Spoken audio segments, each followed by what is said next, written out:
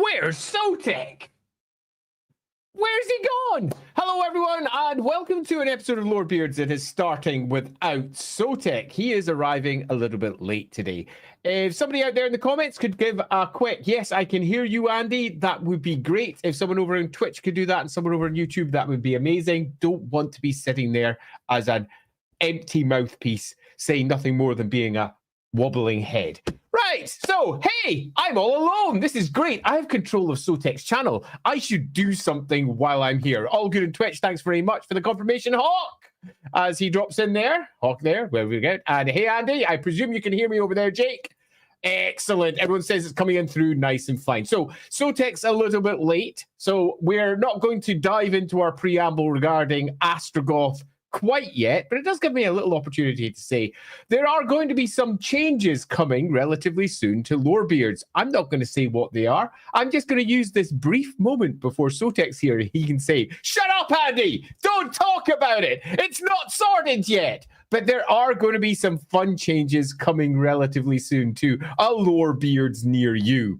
So before we dive into our episode today, and we are, of course, if you're just dialing in now, just waiting for Sotek to arrive. I'm half tempted to put up a banner that says it so that we no longer have any problems. Let me just quickly do that. So if you're coming in late, you'll actually know what's happening. Let me just delete this first because I had a show on yesterday. Delete that folder.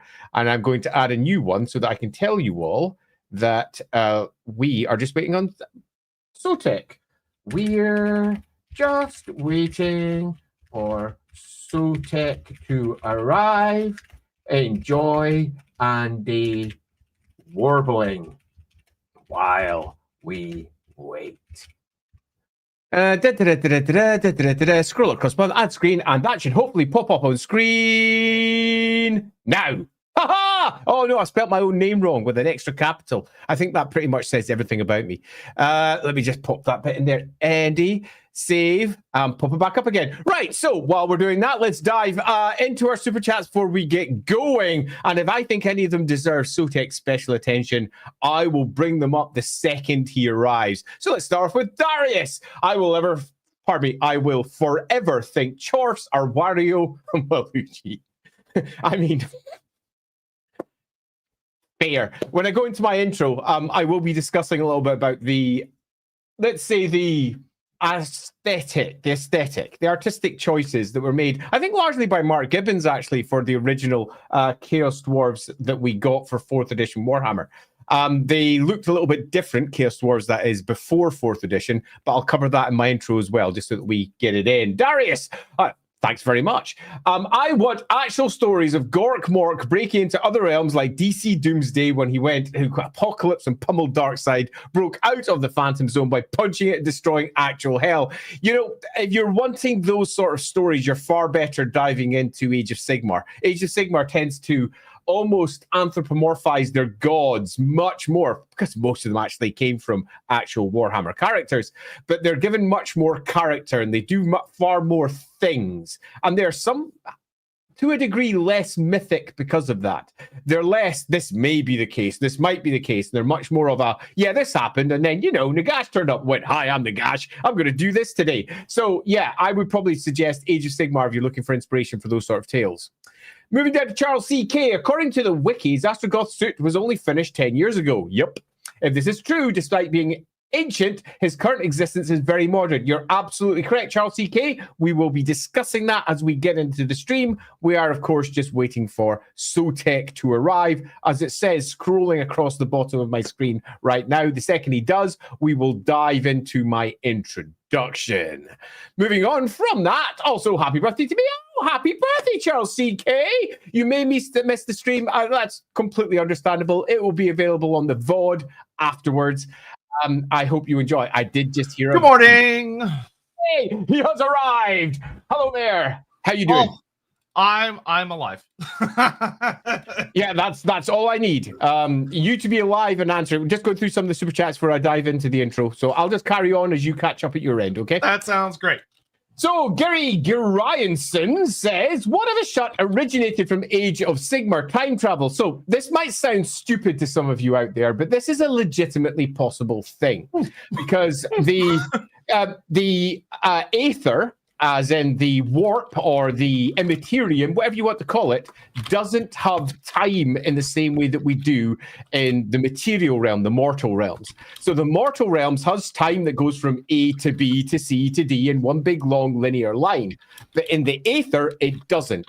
Anything that exists in the Aether at any time has kind of always existed, sorta, maybe, kinda. Which would allow you to have a Hashut as a god from Age of Sigmar also be a god back in the past. You could do this, but it seems pretty clear that's not the case nowadays, given that Age of Sigmar pretty much has pinned it down as ancestor god for the Chaos Wars. Yeah, I will say if they did do this, man, I don't know how I'd feel about it. Like, a part of me would be really excited, but another part of me would be like, what? Really disappointed. Yeah. Yeah, I kind of feel the same. Yeah. So moving on, you also ask, what if the end times Age of Sigmar is a time loop inside job? It's not Lilith, it's Age of Sigmar Techless in a wig!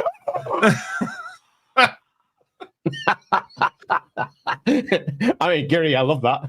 I reckon that should become our canon. Yeah, I mean, if you honestly, that's not any dumber than what they wrote already. So it's like, I can't be more disappointed. So yeah. Hey, Dad-Man, thanks very much for the super chat. Hats for the Hat God, or indeed in this case, cheers. Indeed, hats for the Hat God. I will be discussing that a little bit inside my intro when we dive in. We'll give Sotek a little bit of time to catch up, and then we'll dive straight into the intro because it'll be good to just get started because we've got a fair bit and also not a lot to cover when it comes to this character. It's a character that's both been used in quite a few places, but it's very lightly used. Sean, how is your iron jaw, Andy? Hey, Sean. So for those of you who don't know, I have been going through dental hell. And just last Friday, the worst part of it wasn't resolved, but it was made peaceful in that it was no longer painful.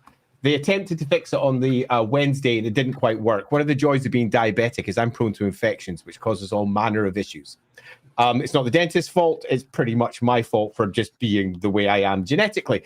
And yeah, this Friday fixed out, and I'm now on a 6-month process to effectively replace that tooth with a cybernetic equivalent, which is going to be freaking awesome, but also terrible because I'm going to be drilling into my very skull. As a small aside, one of the best bits about that is they did a full scan of my skull last Friday, and I got to see it. And that was weird in 3D. Moving around with my skull, and I was like, this is weird. I mean, I don't like that I can see what it looks like inside my fleshy face, but it's also kind of cool. I asked for a copy of it, but sadly, it was a piece of proprietary. I can't say proprietary. So that word that I can't say that I just said, software, that is online, and they can't actually take any of the bits of it. So I was rather disappointed I couldn't get a file of it so I could print it in 3D, because that would have been all kinds of cool. Moving down to Hammond. Hey, Hammond, what do you call a high school English class with Bambi, Dumbo, and Simba? Dead Parents Society. Wow. I mean, that's at least it's relevant to the topic at hand, Hammond. Bard Key 83. How old is Druzhowith? And if not end times, would he surpass and defeat Astrogoth? Yeah. So what I'll say is that he's definitely in the centuries old ballpark, but that's, I would say Astrogoth, you could probably reliably say, is probably less than 1,000 years old, but somewhere in the centuries ballpark. Would he surpass and defeat Astrogoth? I mean, as we'll get into it with this stream, like when it comes to raw power, probably, because Astrogoth was kind of on the decline when it comes to raw power. But there were other sorcerer prophets that were above him. Totally. I mean, he's pretty much on the outs. Yeah, Gorth the Cruel is like, if it comes to just raw sorceress power, which we'll get into, is currently said to be the most powerful of the sorcerer priest of Hashut. But that might change going into the end times. So who could, it's hard to say. Dynamon, I had an idea for Nurgle disease. Basically, he got angry at how effective soap is at preventing diseases, so he makes a plague that turns people's body fat into soap over time. Yuck! Yeah, sure, Dynamon. You want to do that? You do that. Skylar, is there a Scottish breakfast tea? Got English and Irish? And yes, there is. There's actually several in different blends as well. When you're up here, you get all manner of different Scottish blends that you can get your hands on. There's some local shops that just make up their own equivalents and often just call it the Scottish tea because they want effectively to sell to all the tourists. But yes, there is. Hammond, Dad left to buy milk 20 years ago. Haven't eaten cereal since. I mean, it's been 20 years. You may now make the exodus yourself and find out what happened to him.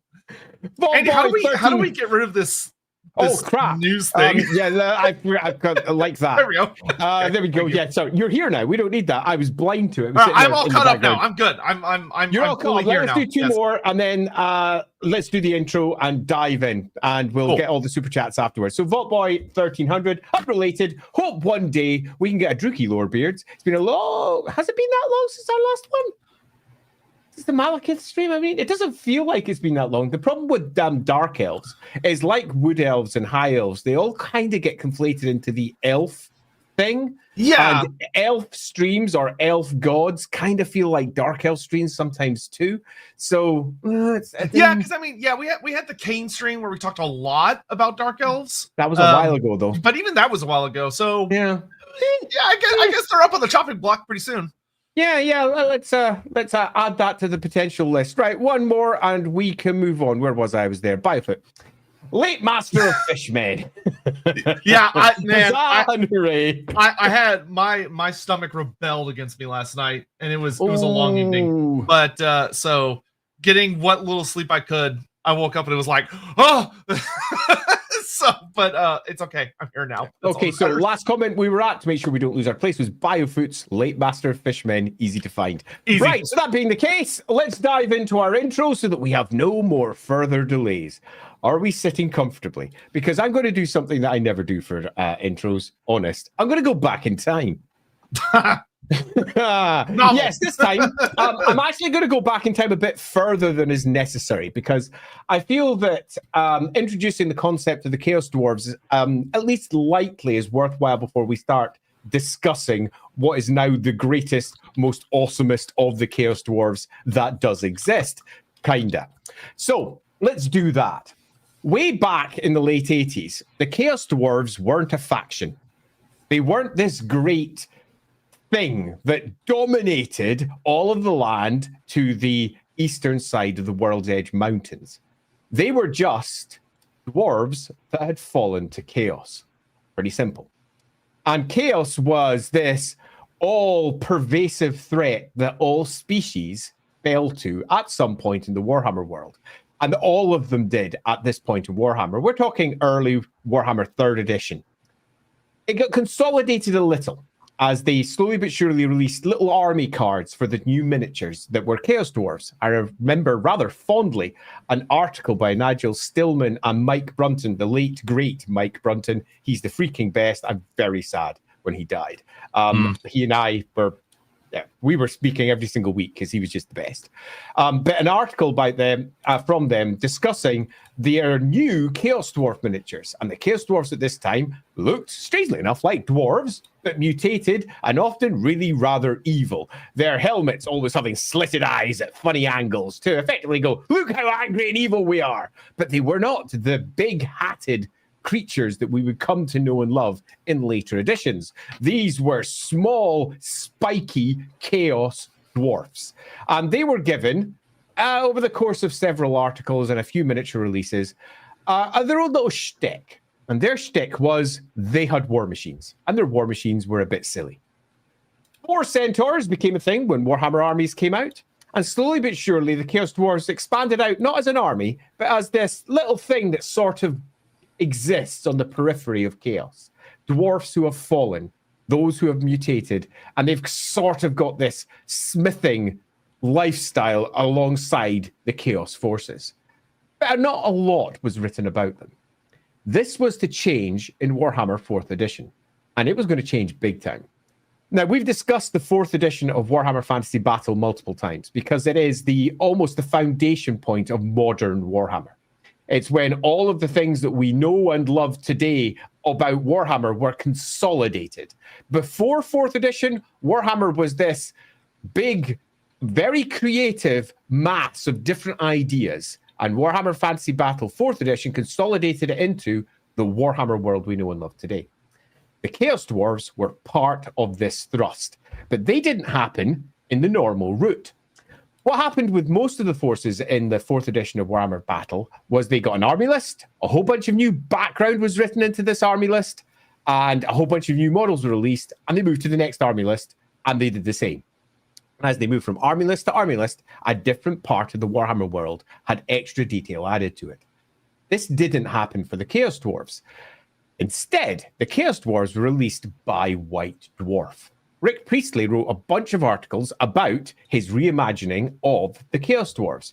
And his reimagining of the Chaos Dwarves was nasty. Really nasty. An elite group of Chaos Dwarves that led a great slave empire of very industrial-leaning, horrible creatures that worshipped a chaos god called Hashut. And in these first armies, we got all the ideas that they had for creating the Black Orcs themselves. The Hobgoblins, which had betrayed, and go watch our Hobgoblin stream about this, by the way, but the Hobgoblins that had betrayed all the other Greenskins and effectively ruined the great uprising against the Chaos Dwarves. We learned all about their sorcerer scientists, their great chaos sorcerer equivalents, dwarves who were using magic. Now, for Warhammer fans at the time, this wasn't new. The idea and dwarfs and magic at this point in Warhammer was going through somewhat of an argument. And by that I mean, in 3rd edition Warhammer, all dwarfs could use magic. All of them. There was no problem with it. They could use magic freely. Then 4th edition came along and the dwarf army list in about 1990, well, I'm going to guess 3, because it sounds about 93 in my head. 1993 came out and they changed dwarfs. They said, dwarves don't use magic. In fact, they're kind of resistant to it. If you cast a spell on a dwarf, it can dispel it. And this was to support their new Arcane Magic box set, the big Warhammer Magic box set that was the expansion for Warhammer Fantasy Battle 4th edition that handled all of their magic. Dwarfs had no spells, literally none. They used runes instead, and the rules for these runes were inside their army list. And all dwarfs were incapable of using magic. Having established this rule, Rick Priestley then went, you know that rule that we wrote? Chaos Dwarves ignore it. But it comes at a cost. And the cost is that dwarfs are antithetical to magic. And as magic is channeled through them, it causes their body to change. They don't give a good reason as to exactly why. They don't say, oh, it's because of reason X, Y, or Z. They just simply state, that's what happens, because it is. So when dwarves use magic, their bodies turn to stone, slowly, surely. Pardon me.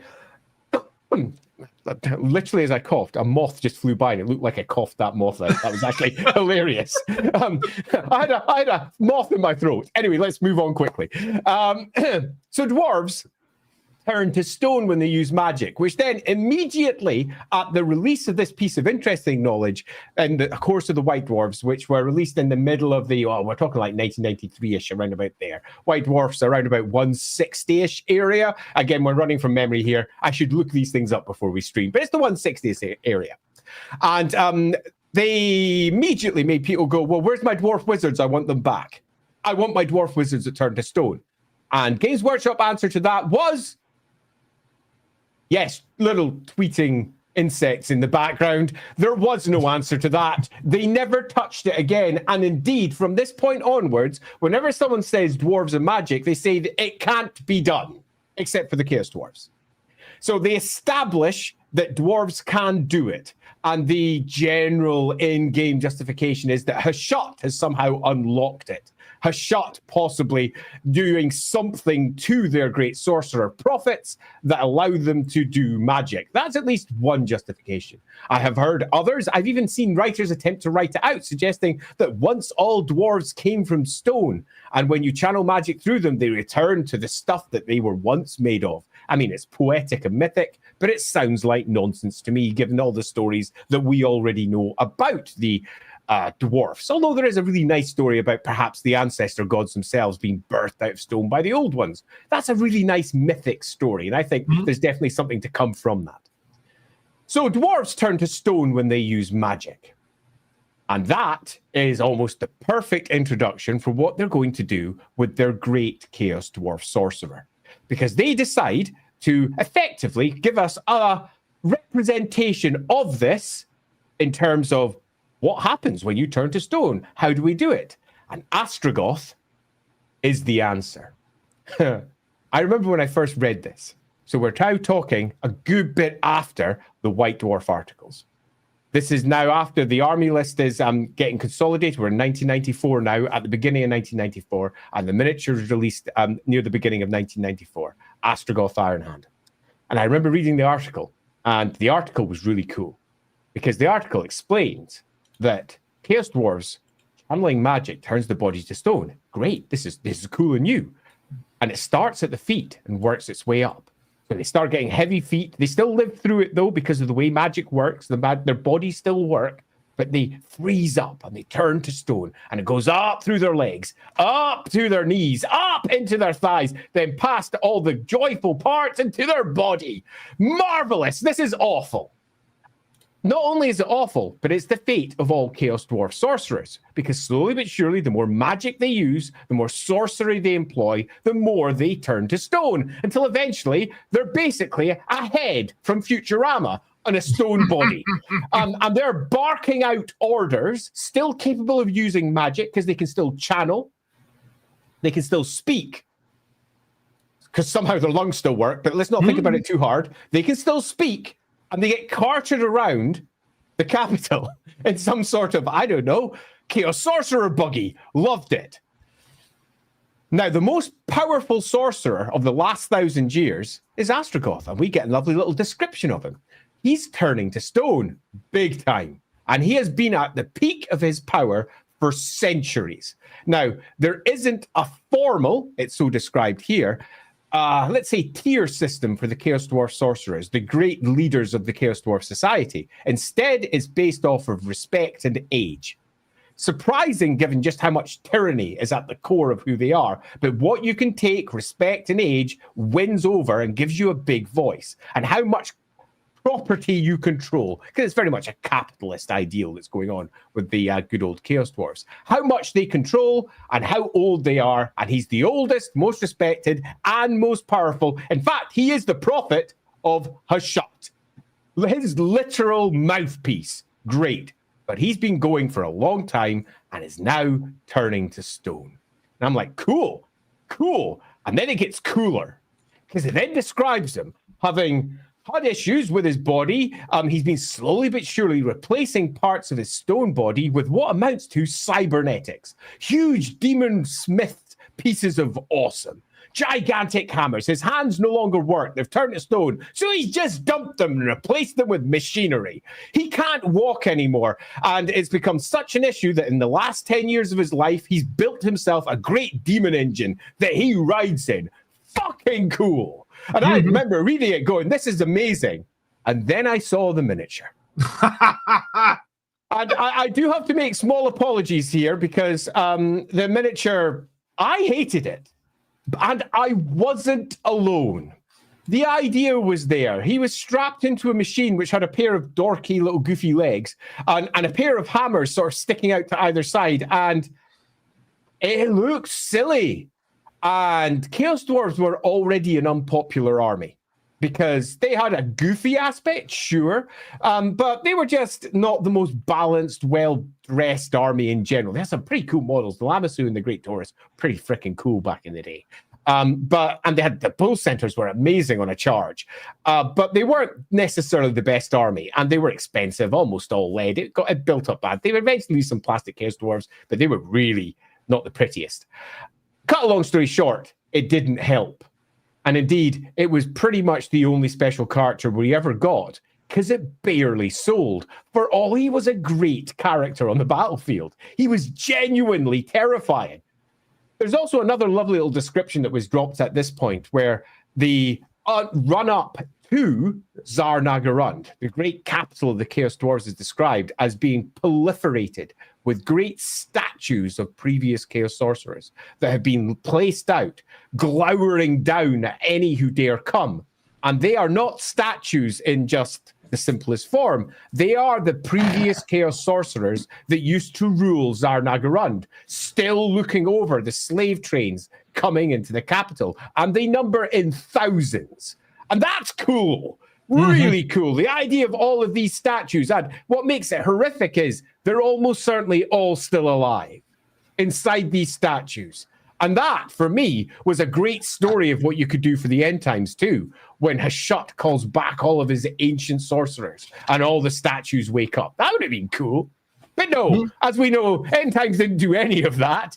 But we had a really cool imagery for what Astrogoth was. But that imagery, I felt, didn't translate very well into a miniature. And it's fair to say that I have seen more conversions of Astrogoth on battlefields than I've seen the original miniature, because so many people read this great Demon Engine description and then looked at the very loose, sort of strapped-on looking thing that he had that looked like a really, really bad rendition of the suit out of Aliens. And I do mean a bad one. Didn't have the nice little cage sitting over it, or any sort of big steampunky whooshiness or anything. It was just very, very simple. And we expected, as we moved into 5th edition and 6th, that the Chaos Dwarves would eventually have some form of revival. However, as the editions passed, and passed, and passed, it never occurred. Chaos Dwarves were always seen as that goofy army with silly hats that was never going to be returned to. It was that weird thing that was in the lore and got mentioned in updates to army lists when they did like a big, huge hordes of the things type idea. Here's all the armies that Warhammer has. They'd always say the Chaos Dwarves are over there doing their thing. And they'd bring out the old bits of art and say, look, they still exist. But they never got an army. And this went on for 20 years. 20 years without an update. 20 years without any additional lore being added. And 20 years of people looking at the Chaos Dwarves moving from, these are the most ridiculous, stupid things that have ever existed, which was the feel back in the 90s. Do not mistake yourself. Everybody thought they were stupid. Through to the noughties when they started going, you know, I miss them. And then through into 8th edition, where a whole bunch of people who'd grown up with Warhammer not only missed the Chaos Dwarves, may have been playing with Chaos Dwarves in Blood Bowl, because Blood Bowl copy-pasted all of the goofy ideas in for a Blood Bowl, and they worked perfectly in Blood Bowl, because Blood Bowl's goofy. It looked brilliant in Blood Bowl, and a lot of Chaos Dwarf teams are putting out. Still, again, not the most popular of teams, but the Bull Center kicked ass. They were pretty damn fine. And there was discussion of would they come up because the Ogre Kingdoms got done? Was there going to be something there? No. It wasn't until 8th edition and Forge World, which had already had some significant successes bringing to life 30k Warhammer, Warhammer 40k, 30k equivalent for the Horus Heresy, started looking at Warhammer and thinking, what can we do that does the same? And they brought out the Tamarkin book. And I'm not going to wax lyrical about that. We've discussed it a lot in many previous streams. Go check our Tamarkin stream. I mean, that will do it, where we discuss how to build other brothers of our Tamarkin and also discuss Tamarkin himself. But in there, we got ourselves an update of the Chaos Dwarf army list. And that update for the army list was awesome. It was brilliant because it both took everything that had come before, all of it, and said, yeah, that all exists. All of that lore is what Chaos Dwarves are, and it updated them entirely aesthetically and made them grim and mean and chaos dwarfy, and a whole bunch of people went, holy shit, chaos dwarfs are scary. And that was cool. When it came out, there was this great, okay, they've done something. This is cool. They moved the focus away from Zharr-Naggrund because that wasn't the focus of their campaign. They moved it down south. They've used different characters. Astragoth is mentioned in many little places here because he is, in many respects, the instigator of what's happening because the great character is cast out, down into the tower when he is there effectively trying to make his name for a good few centuries, while Astrogoth is slowly but surely losing power in the north because he's turning slowly but surely to stone. And that's cool. And I remember being super excited for what they represented, seeing the new Kadai, seeing the new versions of what the Chaos Dwarfs could be, and go, wow, that's cool. Boom, end times. and they were gone. Such a good description of 8th edition. And they were gone. And that was it. Stuff that's happening. And it was just gone. And I remember going, oh, well, that was a shame because Tamerkan was the first book of 4 planned, and it was going to be a whole thing, and they were going to give the Chaos Dwarf treatment to other parts of the old world, and I could barely have been more excited by what it offered. But it didn't happen. It didn't happen at all. Warhammer came to an end. So you'd think that would be the end of the Chaos Dwarf story. But the answer to that is, yeah, no, it's not. Because Warhammer, let's just say Games Workshop realized that they had a very good potential money spinner by licensing. And they licensed out all of their previous properties. And Warhammer Fantasy was one of their previous properties because Age of Sigmar had come along and replaced it. And one of the companies that picked that up was Creative Assembly. And Creative Assembly were given quite a lot of free rein in many respects because it was a dead IP to just make a really cool game. So they made some choices that, with retrospect, you can't help but look at and go, well, that was a choice. Like, for example, characters from across time turn up. Woo! Because they wanted all the cool characters in their game because they were the characters that everyone recognized. And everybody went, cool, yeah, that'll do. Let's play Warhammer, woohoo! And the Chaos Dwarves are always there in the background. And as their world grew bigger and bigger, the gaping hole that was the Chaos Dwarves became more obvious. And the Chaos Dwarves were a part of their established background. So eventually, they did them. And there was a little bit of discussion before they came out. How are they going to do them? Are they going to do them like the old, goofy 90s versions? Or are we going to take the Forge World version? And the answer is yes. Yes, they are. And what they did was they effectively copy-pasted the miniatures like they often did because they are, in many respects, constrained by the miniature output that Games Workshop has made for these things. They don't often go down a creative route and make their own stuff. What they do is they take Games Workshop stuff and paste it into their game. And that meant that there was really only one miniature. For Astrogoth, there's only one. It's that goofy-ass guy on his mobile chair that looks a little bit goofy. And they really tried to try and make him not look goofy. They really tried. But when you zoom out and you watch him running around the battlefield, he still looks goofy. He's got that Waluigi run. And every time I see him, I'm like, oh, yes, he's awful, but he's also kind of awesome. I can't help but love him. So in 2023, we got our update of Astrogoth, and he was exactly the same character that we knew before. They didn't update him. They didn't really give him more lore, per se. They just took everything that was existing, siphoned it out, and rewrote it in exactly the same tones. He's at the end of his life. He's wrapped up in this machine. He is a horrible, horrible individual, not just a slave master because Chaos Dwarves, not just the prophet of Hashut, but also someone who very much believes that the Chaos Dwarves are going to take over the world and that the world's future is everything that you can imagine from the satanic Mills poetry of the 19th century in the real world. Really very much a oily, smoke-ridden, devastated world where most of the people are dead, and those few that remain are ruled over by the industrial Chaos Dwarves in the name of Hashut. And that is the character that we are left with in Total War. And it kind of freaking rocks. And I'm really glad to see that it's both the old goofy one, where I moved from kind of hating it when it first came out to I'm kind of, filled with reminiscence for that. I sort of feel nostalgia. I kind of wish, and then actually see it going, oh my God, they went with it. I'm covering my face going, it's happened! Until eventually we got the Chaos Dwarfs that we got. Today, we're going to be diving into the character, who he is, where he is, the various snippets of lore we have about him, which is surprisingly little for a character who is, in many respects, not leading, but let's say leading by consensus, one of the biggest empires that the Warhammer world has.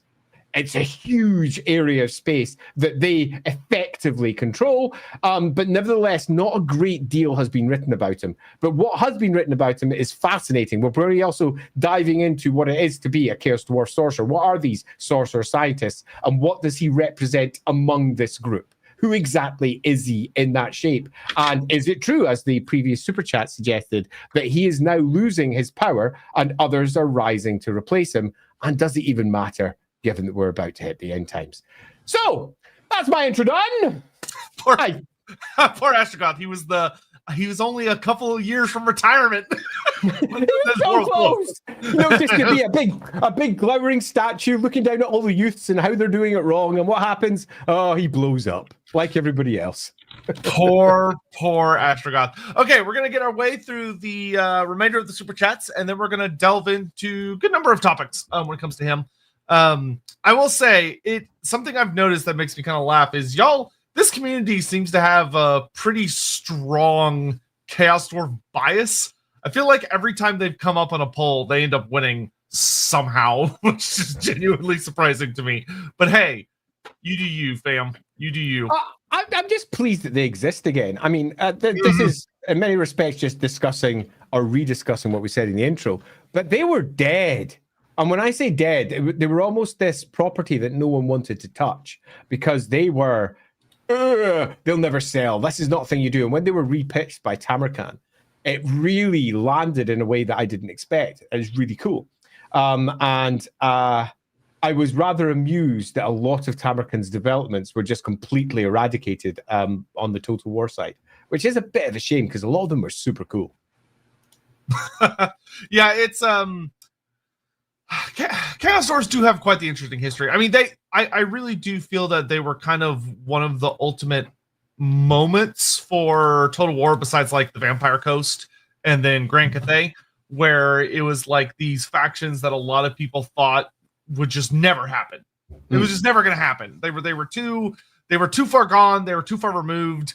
There is something that's kind of amusing with the Chaos Dwarfs in that they had like a 20-year skip of when they sort of initially came out to finally becoming relevant again, with Tamarkan, only to then fade out and be gone for like another 15 years before they showed back up. It's so true. But what I think really landed for them, though, was unlike the art that we received back in the 90s, and unlike the art that we received in Tamarkan, the new version that Total War put together kind of combined them, crushed them together, yet stuck with the miniatures from the more goofier version. But there's something different seeing them moving within their horrendous industrial realm, their great demon forges churning, and the horror of everything that they represent, that suddenly turned them from these goofy things into the terrifying entities that they actually are. And I particularly enjoyed watching that over on Total War as it slowly but surely got released with step-by-step drip-fed videos until eventually they landed. And I was 100% for it. And I can see why they became so instantly popular, because they were very different to many of the other factions that were out. And tonally, they are similar to some of the others, but it was difficult to see that tone when you're dealt with static miniatures that by themselves might look a bit daft. Yep, and we see that as well with the new Age of Sigmar Chaos Dwarf range that takes a lot of very notable nods from the Total War range to kind of land on a consensus for what Chaos Dwarfs are going to look like. Yeah, and I like it. It's a good time. It's a good time. Yeah, All right. it's a good time. Let's get through a bunch of super chats. Here we go. Senchmeister, this is a great Andy question, actually. Andy, do you have any thoughts on the 2011 Necron revamp when they went through their big lore shift?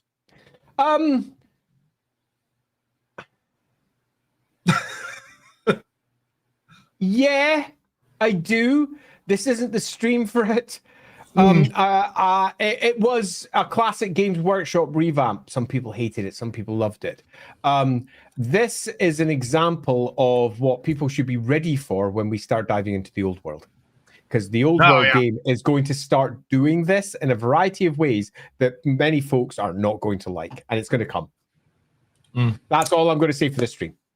A filthy casual, manifesting evil into the world, an alternate reality Sotek that is clean-shaven and known as the Librarian of Ultramar. No, God, please, no.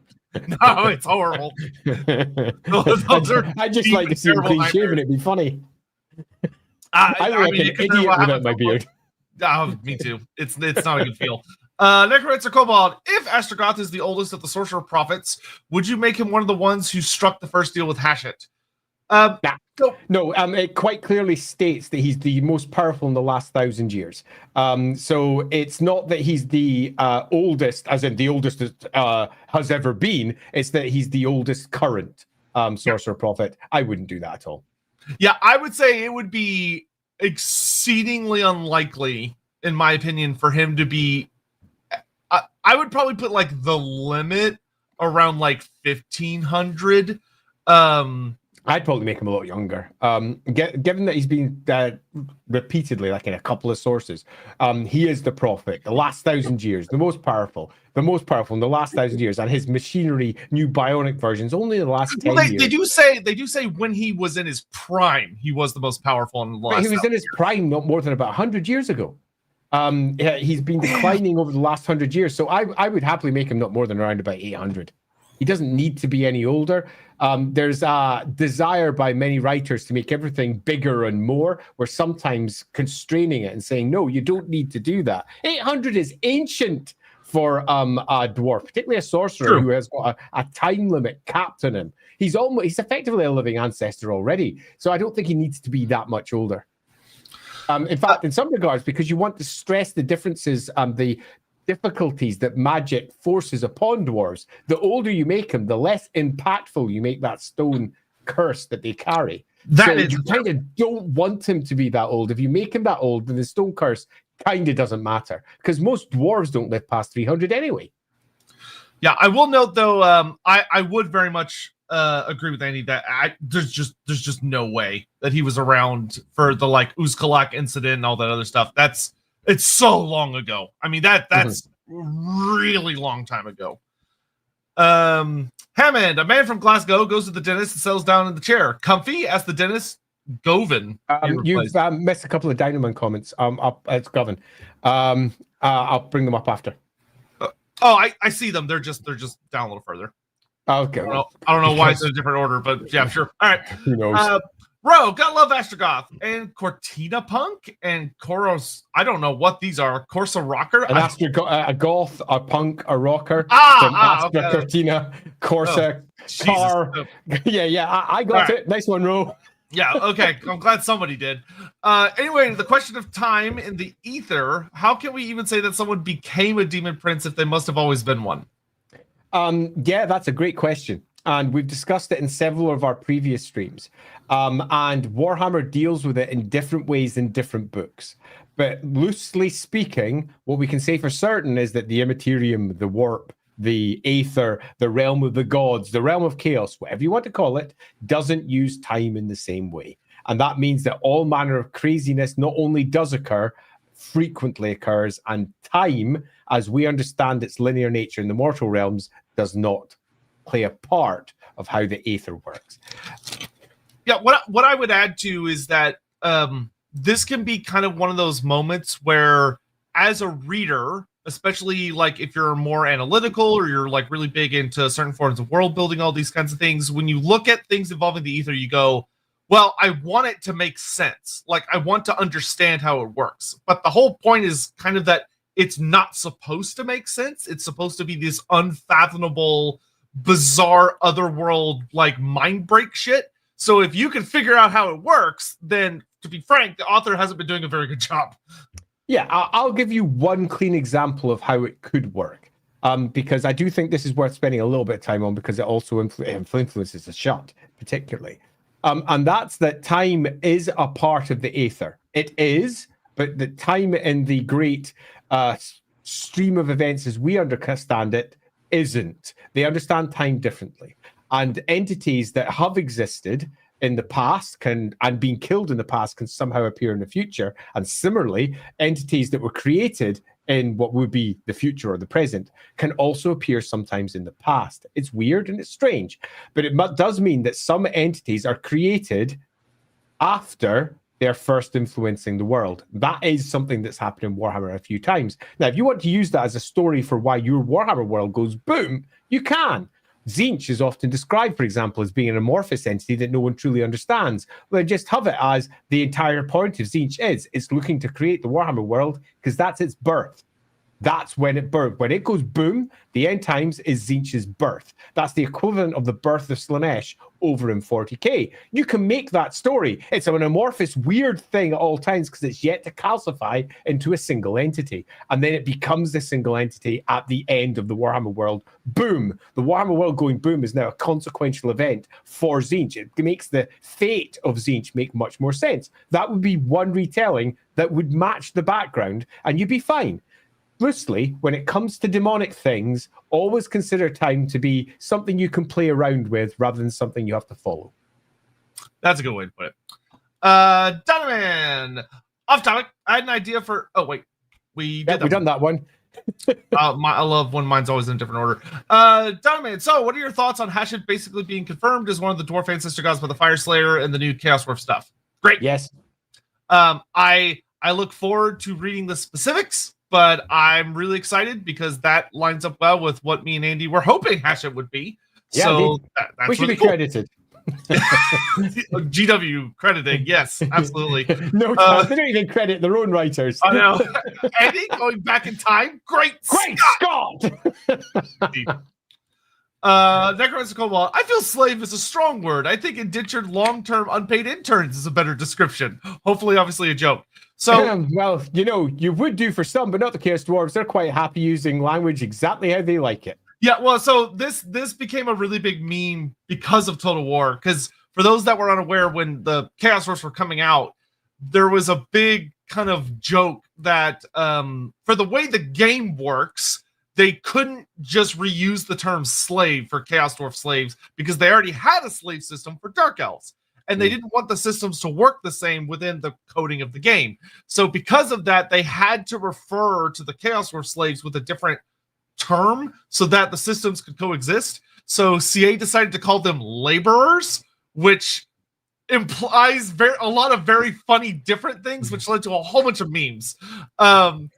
Bullshit. Yeah, even though it's like the chain and ball is like the symbol. I'll say why that's just freaking nonsense. When you get yourself a mercantile system, they don't start trying to say they're not merchants and traders across the different factions. They just use merchants and traders because they are. Yeah, they're freaking slaves. God damn it. It's one of my favorite little things of like program, like someone in lore being like, yes, they're slaves. A programmer person having to go, you can't call it that. We already have a slave mechanic. You have to call it something else. They were like, that is nonsense. As an excuse, there are better routes to provide answers. And laborers.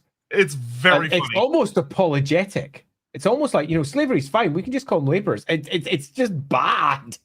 Yeah, there are some genuinely very funny memes that came out because of that. I'm not surprised. Cameo, I like the interactions between the Chaos Dwarfs and the Dwarfs in Total War, and I'm curious how you may think potential stories could expand on this conflict such as the end times. So, one of the things that Total War did, yeah, I mean, just doing it in the slightest is great. One of the things that was very, very cool about the Chaos Dwarfs being added to the game is that they went with a very narrative-heavy approach to the Chaos Dwarfs. Instead of just like throwing them in the game and being like, cool, we're not going to worry about it. they decided to not only give the Chaos Dwarfs a full storyline of like they're building the great drill of Hashut, they're trying to literally design this drill that's gonna burrow between it's gonna break open essentially a gap between the realm of Hashut and the mortal plane, which is going to cause this weird, powerful magical material to spill out, and yada yada yada. One of the storylines they ran with for it that was very, very cool was the idea that the Chaos Dwarfs were trying to find all of the like physical artifacts of the ancestor gods. And they were trying to find them so that they could corrupt them and do horrible things to them and use them as a power source. And in the game, this is built up as inciting the big war that everybody always wanted between the Chaos Dwarfs and the Dwarfs. Because if you've read any Black Library books that involve Dwarfs, you often will find that when Chaos Dwarfs come up, the way it's handled in universe is that the Dwarfs just don't talk about it. They don't want to talk about it. If you try to talk to them about it, they might kill you, or at the very least, they'll kick the crap out of you. And it's very, very rare that they're mentioned, and it leads to a lot of dissatisfaction among Warhammer fans of like, well, like, did they ever fight? Was there ever any big and Tarmacon gave us some stuff with this, but even Tarmacon kind of avoided it a little bit, where like we didn't get any big fight between the Chaos Dwarfs and the Dwarfs in Tarmacon. Like they didn't attack a dwarf hold, they avoided them as they went through the World's Edge Mountains. Yeah, I always found the descriptions of Chaos Dwarf and Dwarf interactions to be broadly lacking. Because on one side you've got the dwarves, these grudge-bound, hide-bound individuals who never suffer something to exist that they don't like, ignoring them. And it just leaves things feeling a little bit off. And when you turn to something like Total War, it does almost the exact opposite. You get like a talking head on one side saying, "I hate you," and on the other side, "I hate you too." And then off they go doing their own little things, and that's about it. And both of them are an unsatisfactory way of dealing with it, because how you deal with it is you actually deal with it, and you get some really cool stories of the dwarves and the Chaos Dwarves and their interactions and how they land, and why the Chaos Dwarves have this great area they control that hasn't been impinged upon by the dwarfs, nor has it been a core campaign point. And the reasons behind it are almost certainly numbers on both sides. Both species are in decline, and both Chaos Dwarves and Dwarves are in decline. And the Dwarves are embattled on all sides in their holds from various entities trying to take them out. They don't have time, presence, or capability to go out there and take on another empire while their own empire itself is crumbling slowly but surely beneath their feet. So, yeah, I mean, there's lots of cool stories that could be told, but it never happened. Yeah, sadly.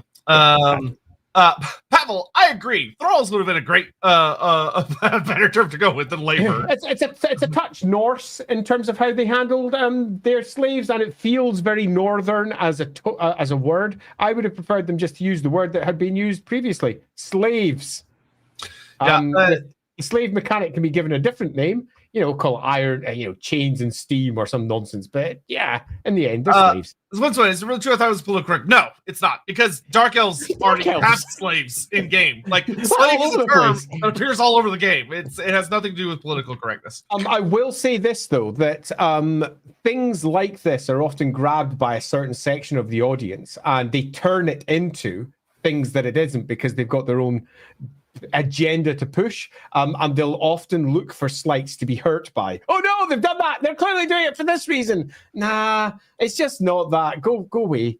It isn't that. Yeah, I can tell you, I have chatted with devs, especially back when this happened, and the literal answer was they're two separate mechanics. They don't interact. They can interact. So for the sake of a normal player's understanding, so not like a Warhammer fan, but like someone that's playing the video game for the first time, they need to have very different terminology so people don't get them confused. Wrong. that is just wrong on so many levels. And by the choice is wrong. Not that what he's saying is wrong. What Sotek's saying is 100% accurate. But nevertheless, it is absolutely wrong. We can understand what slaves are. It isn't difficult. I always say blame the layman. Blame the layman. The layman in this case is not as stupid as they're pretending. Scothing, the Warhammer Fantasy Roleplay 2nd Edition Tome Corruption rules for Chaos Dwarf sorcerers are a lot of fun. The higher your magic stat gets, the lower your movement rating becomes. Yeah, that came from Rob Schwalb. He wrote that section. Good one. In fact, he wrote most of the sections in the Tome of Corruption. Let's be honest. Yeah, but yeah, that was a nice, fun little addition to the rule that I quite liked. Yeah, that book. Oh man, that book has some like literally like a paragraph or a little section that does a lot with a little, very very fast. Where you can tell they wanted to fit in more, and they were just like, we can't. So like, here's how you do this. Okay, we gotta move on. Super dense. That's a book where I'm credited as a developer. Oh yes, I developed that book. Don't you know? Done, man. So do Chaos Dwarf sorcerers inevitably turn to stone just by using magic, or does the petrification only progress if they miscast? I heard it both ways. So does it, bingo card ready, depend on the writer? Inevitable. All the descriptions outside of potential rules are inevitability. It's coming, no matter what. It's a classic Warhammer thing of destruction and entropy is always at the end. And for Chaos Dwarves, the second you are blessed by Hashut to be one of his great prophets, one of his great sorcerer scientists, of which very few are. It's noted that there are fewer than a few hundred of them in total across all of the Chaos Dwarf empire. There are only a few hundred Chaos Dwarf sorcerers. All of them are destined to turn to stone if they don't die through other means. Yeah, and there's sometimes people will get this So in the rules, there is the thing where if a Chaos Dwarf miscast, they petrify because they'll get like +1 toughness and they take a exactly. So it's one of those things where they're trying to like give you kind of fun, immersive gameplay through a rule. But it's not just miscasting causes it. It's going to happen to you. Yeah, if I was writing the rules for it right now, it would be miscast. It would be magic going through using too much magic. Effectively using a total power equivalent and thrusting too much magic out, it petrifies you as you go. Sure, because that rules are a handy way to make it happen, and they show consequence for particular rules. But the background, the actual lore, it's just an inevitability of using the magic. It's coming to them, that slow, creeping, insidious stone. And if they use bigger rituals, big, massive rituals that use an enormous swathe of magic, that a creeping petrification will come on more quickly. Yeah, and there is the thing of like you'll have a writer that might look at that and go, oh, I could do like a fun little thing with this, and they tell a story of like a Chaos Dwarf losing control of magic, and as the magic like it escapes out of his control and out of his body, it immediately petrifies a huge chunk of him. Fun, cool, but that's not like the general idea behind it. So if you wish, Dino Man, both. Stephen Lucas, personally like the new Chaos Dwarf colors. Gives a royal earthy feel, like they're not corrupted, but think they have dwarf mastery over it. So I will respectfully disagree, but the only reason I don't like the new greenish color scheme that we're seeing in AOS is that it makes it, I think, very easily confused for people looking at it into thinking it's Warpstone. Like the fact that the Skaven chaos magic-y tech stuff now has the exact same color scheme as the Chaos Dwarf version, though the Chaos Dwarf version is a little more purplish. I think it unnecessarily obfuscates that the sources of their magic are very, very different. And I don't know, to me, it just kind of felt like an unnecessary change. I thought the Chaos Dwarfs were fine with kind of their more ashy, fiery forge colors, but it's just a matter of taste. Yeah, they worked. Daniel, conspiracy theory. Hashut was the first dwarf to find gold, also the first one to get gold fever. Well, given that Shaman, the gold wind, carries along with it a great deal of greed and is one of the great forces of magic in the Warhammer world, you could make this particular theory if you wish to do so. I think that now it would be easier to simply say that one of the ancestor gods went bad.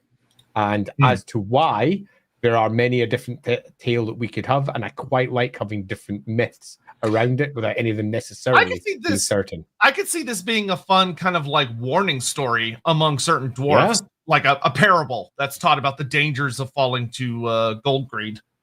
Yeah, agreed. Serpenza, wow, that's so cool. I can't wait to see what they do with that in the end time. Seems to be a common phrase.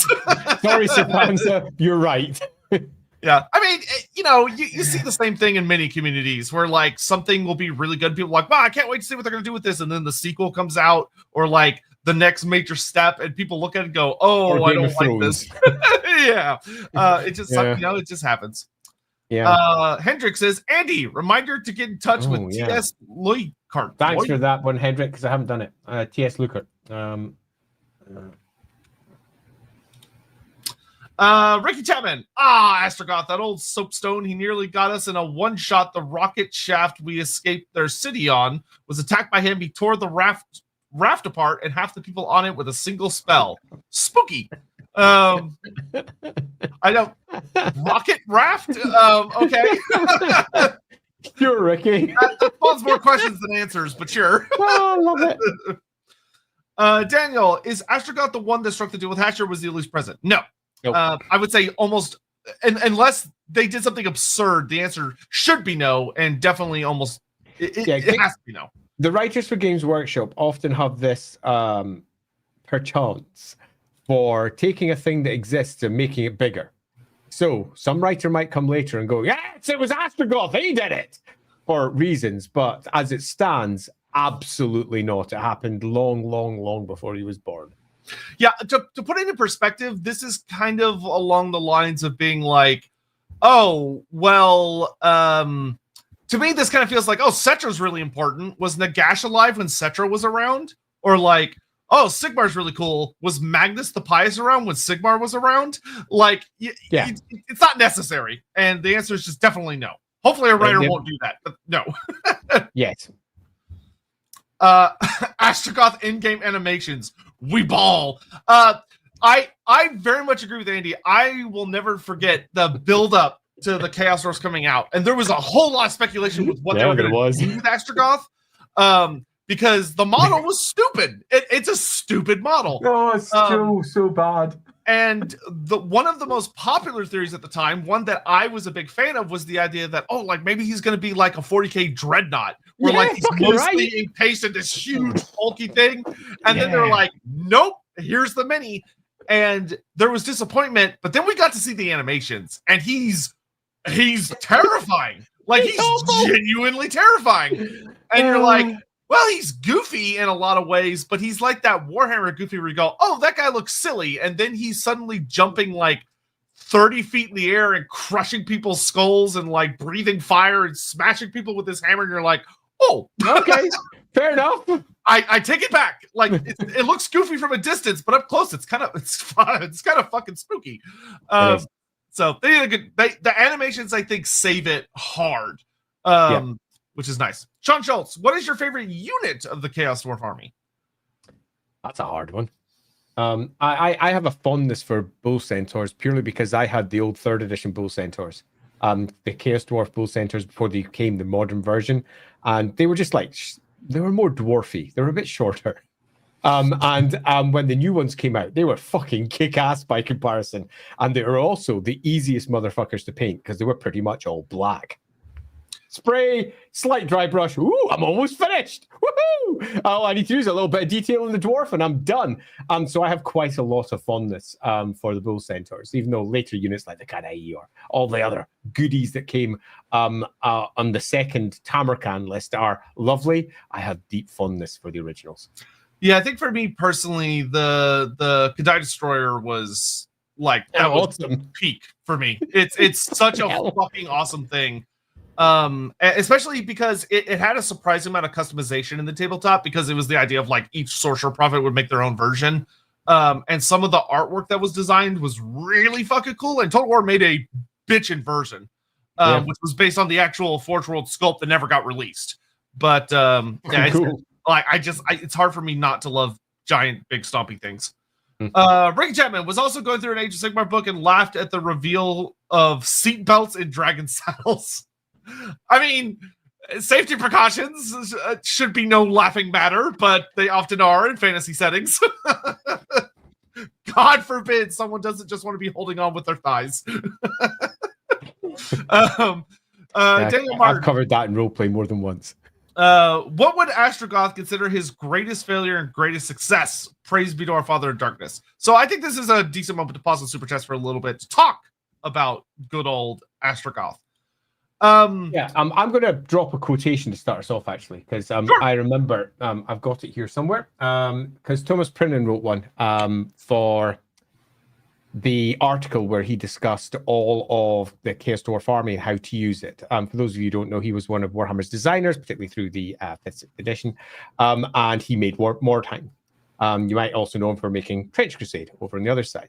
And he wrote a lot of articles about how to effectively do tournament play, make the best use out of all the different armies. He was an extremely good tournament player. And his Chaos Dwarf article had a lovely little bit about a quotation from Astrogoth. And I think it's a nice way of characterizing him, because it's easy just to think of him as this demon-smithing, priesty weirdo. But what is he actually? He's a prophet. And this is the part that is often missed. And he nails it down quite hard. A nice little excerpt from him. Here we go. I stand here atop the ziggurat of Zharr-Naggrund, the place of fire and desolation. From where I stand, I gaze across the plains of Zhar-Duk, and what I see is pleasing to my eyes. Why? It is forever dark under the sun here at the heart of the world. The smell of sulfur and burning oil fills the air. The cracking of whips and the wailing of the slaves drowns out the clatter of machinery. This is our future, because he's speaking to the Chaos Dwarfs. One day, Hashut shall rise from his slumber and trample the world beneath his brazen hooves. The dead shall outnumber the living, and those that remain shall be dragged in chains to the pits of Zhar to toil in the greater glory of Hashut. And all will be blessed darkness. He is not just simply a prophet who is spouting Hashut stuff. He is a spiritual leader with a message. And I think that's a nice way to immediately grasp who he is and why the Chaos Dwarfs are so very different from the standard dwarfs. The standard dwarfs who are effectively looking back at their ancestors and attempting to replicate their great feats through one method or another, and sometimes taking slightly dodgier routes than others, where the Chaos Dwarfs are instead effectively proselytizing a message, and it is a message of industry and a message of work and toil where they are the work masters and everyone else has been crushed beneath their hooves, has been crushed beneath their feet to work for them in all perpetuity. The Chaos Dwarves are working towards a goal. They have an end point, and Astrogoth is one of the primary voice pieces in the city, one of the primary voice pieces amongst all Chaos Dwarves. His word carries weight because he is Hashut's prophet. And he is the one who is selling in many respects, everybody the great message of what is to come. And that message is dominion. Yeah, one of the things that Astrogoth does a very, very good job of representing through like the little notes and things that you see about him is that the kind of horrible endurance of what it is to be a dwarf. But instead of being skewed towards concepts of like maintaining a hold or like obsession with certain types of traditionals, he is instead hell-bent on tyranny. He's hell-bent on being the figure at the top of this pyramid, with Hashut being the thing above him, and bringing Hashut's, who is ultimately a god of tyranny, his vision to reality, in a very fanatical sense of that. One of the things for Hashut, so the lore about him, for those that don't know, the many obviously suffered from the constraints of mini making at the time. If you actually read the lore sections about Astrogoth, he's much more horrific in the actual stories than his miniature is, because in his mini, they did a good job in Total War of like showcasing that like his body is literally locked into a position. He can't move his hands, he can't move his feet. He's only sort of able to move parts of his arms, and obviously like his head. In his original description, he has removed his hands and replaced them with bionics. Yeah. So yeah, in the original lore, he's chopped off parts of his body. Yeah. So and it also talks about how like his nerves and his tendons have like pitons and steam powered mechanisms in it, which is like how he swings his hammer so fucking hard.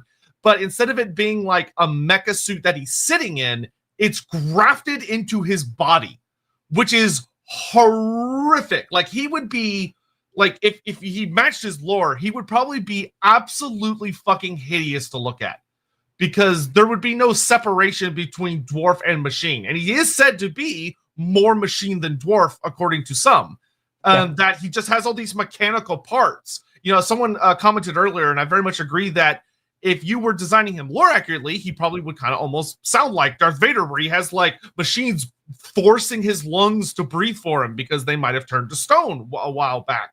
Or he has, and you just see like exposed parts of his nervous system that have been hooked up to functionally, because he doesn't have electrical wiring. He's using like steam and like lava power in order to function all of his mechanics, which is going to be ugly looking, like in a really distressing, bulky way. It's not like going to be nice, finessed metalwork like you might kind of imagine from like Elven stuff. It's going to be very, you know, especially with the Chaos Dwarfs, that black iron, really hard, kind of almost bulkier stuff, and it's going to look painful, agonizingly painful. Yeah, I think this is one of the examples where I'm going to call out Games Workshop for utterly failing to realize their exceedingly cool lore. And I don't blame them for this, because it was a model of its era. There was lots of not great models from the 90s, models that could have been made better. And you tend to find that as we moved into the noughties and then the 10s, these models got updated and they got changed. Each of the models slowly but surely started as one thing and became another. Take a look at Gobbler with Skarsnik and Gobbler. You know, Gobbler got bigger and bigger with each iteration. And somewhat similarly, Astrogoth, if he had been part of a core faction, part of a faction that was selling and was actually being developed actively by Games Workshop, this is where we would have had our Chaos Dwarf Dreadnought. We often discuss, when we're discussing dwarf lore, some idea of runic guardians or golems or some equivalent, where they have empowered them through use of runes to protect their holds, and most of them now being, for one reason or another, no longer functioning. This is the next step on in many respects from that. And if you really want to build a story that makes sense, it's very possible the very first runic guardians were made by Hashut, and then Hashut went bad, which is why there's no longer any new ones getting made. It would give you at least a reason for why that particular piece of technology never gets developed by the Karakankor or the normal dwarfs. But the Chaos Dwarves, they go to town with this shit, and they continue to go to town with it. And it's obviously a place that if Astrogoth had been developed, he would be almost the equivalent of a Chaos Dwarf Dreadnought, a fantasy version of it. It would look like a Victorian industrial hellhole of a miniature if it was ever to be updated. But instead, what we have is a goofy-ass little frame that he sort of waddles around in, which is a shame. But I think it's really important for us to reinforce that Astrogoth, in terms of his description, it's much more terrifying than that. And I fully understand why Total War took the model that they used, because they were constrained by Games Workshop's own creations. They pretty much were. They were doomed to replicate that model, because that's all they had as a source. Their job was to make that model not look goofy. And I think they did a really, really good job with what they had. But I think if they'd had the freedom to do what should have probably been done, we'd have a very different, at least appearing Astrogoth. And in the Astrogoth of my mind, for example, is a far more terrifying demon engine-alike character who has made not just machines to help him move on, but deals to help him continue, so that he can keep on moving on in the mortal realms before he finally calcifies and turns into stone, petrifies for eternity. He does not want that to happen, because he is, as we just discussed, a fanatic. He is someone who very much believes that his form of Hashut worship is the correct form. A self-styled prophet, and the oldest one who's managed to, through political machinations, stay in relevance. Because one of the things that we need to understand about the Great Chaos Dwarf Council of sorcerer scientists that lead them, they don't have a leader. He isn't their leader. They're all forming into factions, and some of these factions are powerful blocks of individuals who all believe the same thing. Think of it a little bit like Democrats and Republicans, or Conservatives and Labour, but without the two-party system. It's more like a 50-party system, all of which have got to make different deals to get anything through. It's much more like a European Parliament than it is, say, for example, your classic American Parliament, which just uses two broad pillars of thought. You'll have 5, 6, 7, 8, and they are all conflicting, and they all believe Hashut should manifest in a different way. He is the oldest, though, and that brings respect. So even when he's lapsing back to ancient stories that none of the modern Chaos Dwarves care about, because they're not like other dwarves, they don't focus purely upon the past being the best. They are focusing on the future and what they're going to turn the world into. And that was epitomized there by one of the core prophecies, as I just quickly mentioned there, from the man himself, when he quite clearly states, we're going to rule the world. And how they argue that out is at the heart of one of the reasons why they haven't ruled the world, because they are political, just like any group are.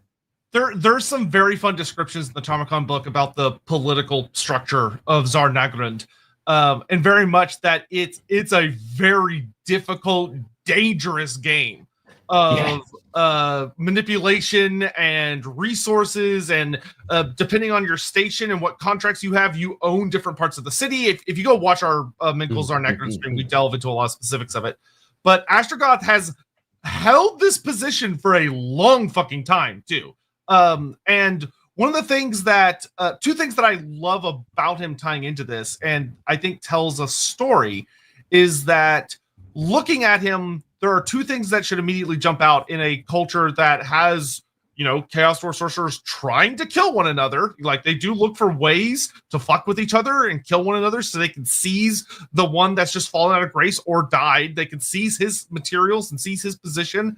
Is that Astrogoth, when he starts petrifying and he starts losing himself to petrification, where he no longer can move his legs, he no longer can move his hands or his arms, that should have been the end of him, where he's like, oh, he's not able to make new constructs. He's building up to the point where it is his destiny to be wheeled out to the great road of sorcerers that leads to Mingol-Zharr-Naggrund.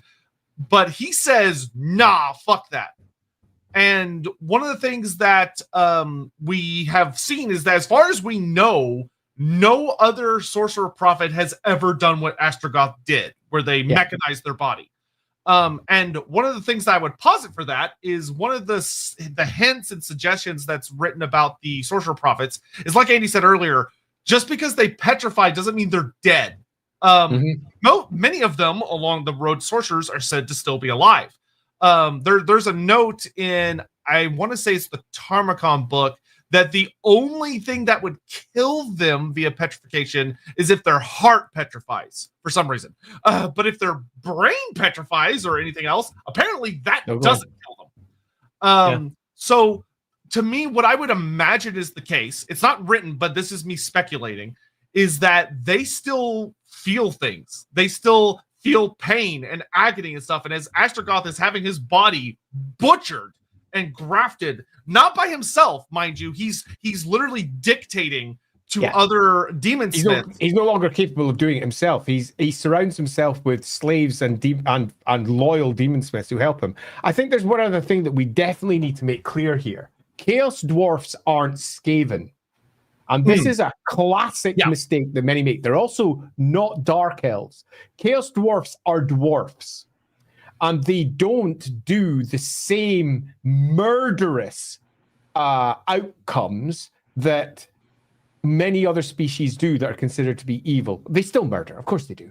But you've got to remember that they are chosen of Hashut, the sorcerers. And if you kill a chosen of Hashut, you might be punished by Hashut.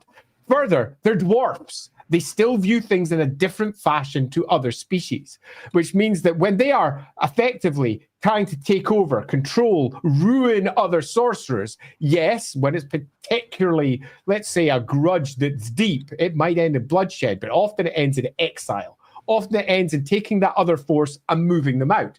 Indeed, that's one of the core points of what happens in Tamarkan, when an upstart sorcerer is completely put in his place and exiled into a terrible besieged tower down in the south. And that's how we get Drazzoth in his current form. And that, I think, speaks to the Chaos Dwarf character and how they deal with their, let's say, disagreements. That's not always fatal. And they're not Skaven. They're not Dark Elves. They are doing it differently because there's not many of them left. And if you kill your opponents, then very possibly you're killing your chance at the future that you're prophesizing. And it's particularly difficult when we're dealing with someone like Astrogoth, who is an actual prophet. So that doesn't mean he claims, I'm a prophet, and these are the words of Hashut. This is what's going to come about. To do that when Hashut is real is to kill yourself. Because Hashut's real. He is the legitimate, genuine prophet of Hashut, which means that sometimes Hashut's going to be showing him shit that really doesn't go with what he would prefer. I'll give a clean example. Hey, I'm the Chaos Dwarf sorcerer who says that all hobgoblins should be given stronger positions so that they can better control the other greenskins. I think that's a shit idea, says the other Chaos Dwarf on the other side. I think that's stupid. We should bring back Black Orcs and make them do more. We can control them this time. It'll be fine. Look at my new experiment. Astrogoth disagrees with all of it and then finds out through revelation both are right. How the fuck does he deal with that? Because he has the words of Hashut, and sometimes they are complicated because they are dealing with things that no individual dwarf will understand. Both of these factions have to be balanced. He is in a different place to all of the other great sorcerer scientists. He's not simply a priest. He's the priest in many respects, which means his message is often going to come across in a way that others can't and won't be able to understand, which will make him deeply unpopular. Only respected for his age and the fact that he claims Hashut says these things, because just for all we in our God view can say, yes, Hashut is giving him shit, that means nothing to the other Chaos Dwarves who are there who are going, he just keeps on causing problems. We need to shut him down. We need to stop. Look, he's freezing up anyway. But he spent the last year trying to build this stupid machine. He's wasting his time. They are not friendly creatures.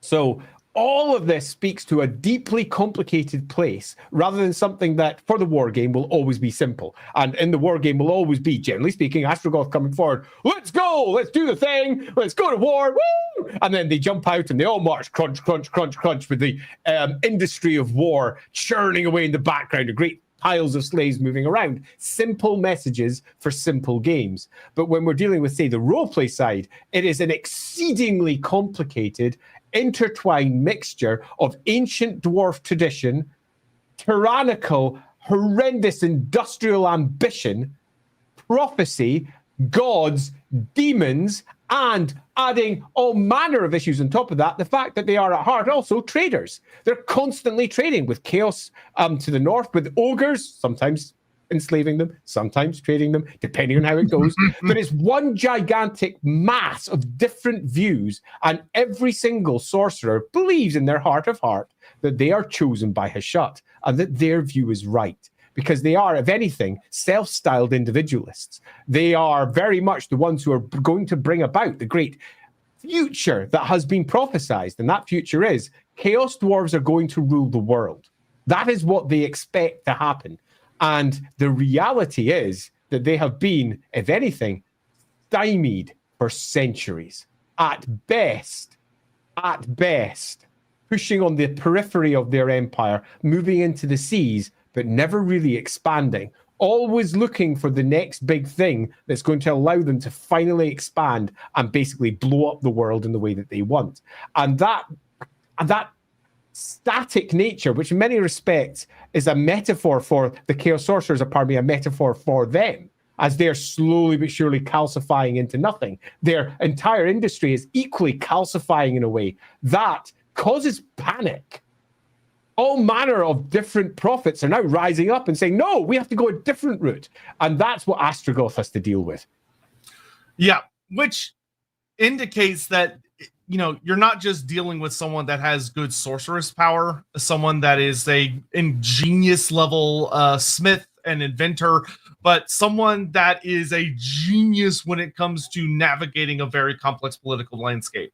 of being able to keep various other Chaos Sorcerer prophets indebted to him or happy enough with him versus how angry they are at so-and-so across the way, keeping strong allies like Gorth the Cruel, who Gorth is said in the old fourth book to be the current most powerful when it comes to just raw sorcery. Raw, pure power.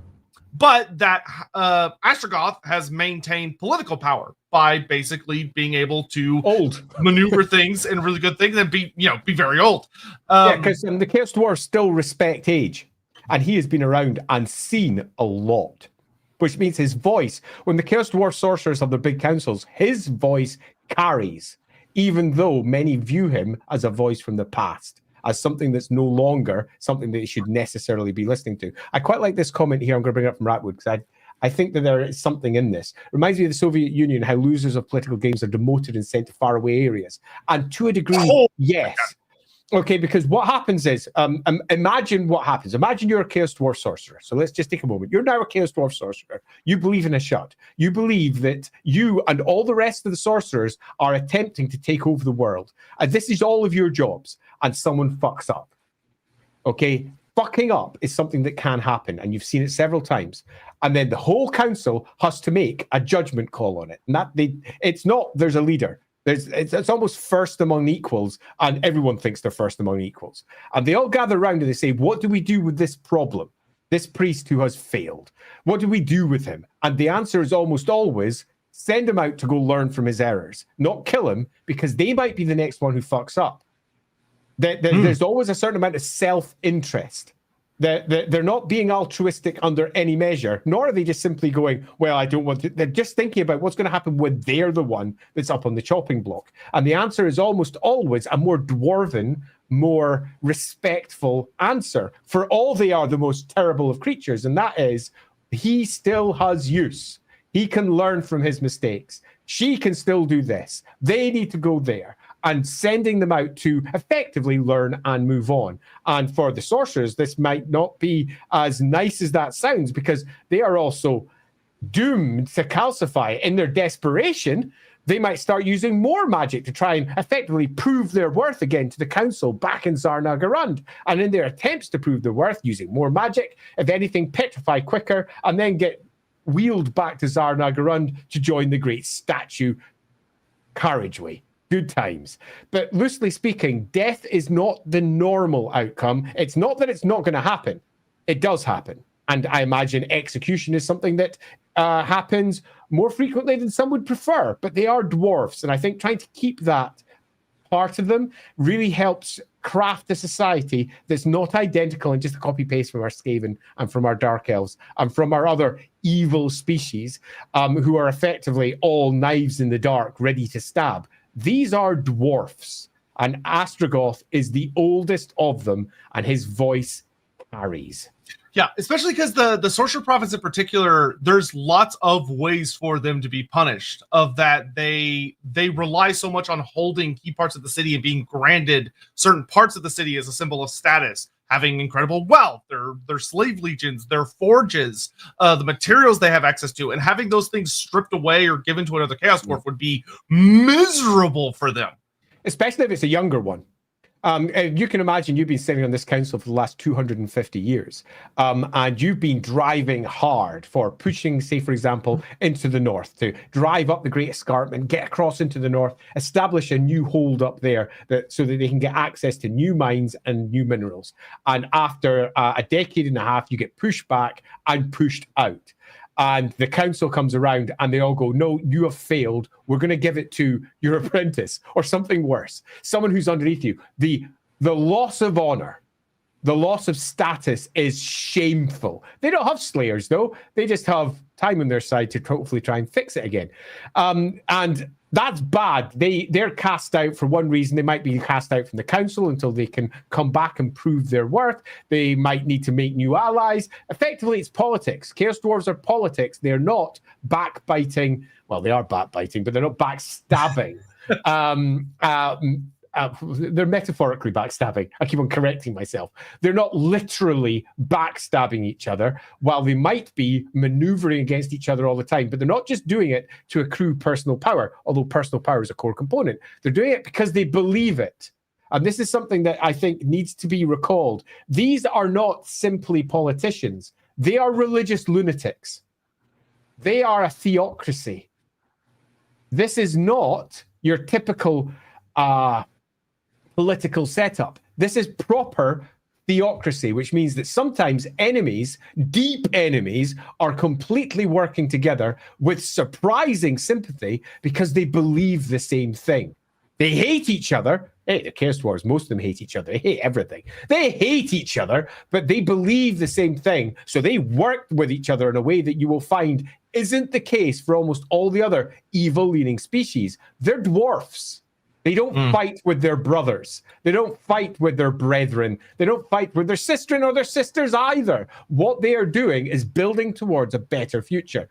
Unfortunately, they just don't necessarily agree as to how to do that. Yeah, Greg is saying Zatan's quest battle was to burn the Overseer field to attack the Greenskins rebellion to certain minds. Well, to be noted, Zatan's not a sorcerer prophet. The guy he's talking about is also not a sorcerer prophet. Yeah. So they're more expendable. But also B, not necessarily be killing him, might just be unleashing a shitload of pain upon him. And it might also be killing him because, if you fail, you've failed. There's a big difference between the Chaos Dwarfs and the Chaos Dwarf sorcerers. The sorcerers are few in number and they're important. So to come back to this, to actually answer it, of what would Astrogoth consider as greatest failure, greatest success?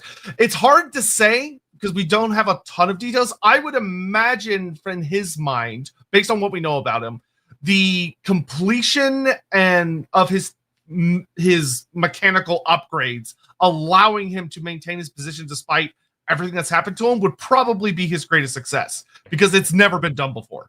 Yeah, I think this one, the second you establish his character, which is he's a prophet and that prophecy has an outcome, that means you immediately also establish his goals. And his goals is to see the prophecy through.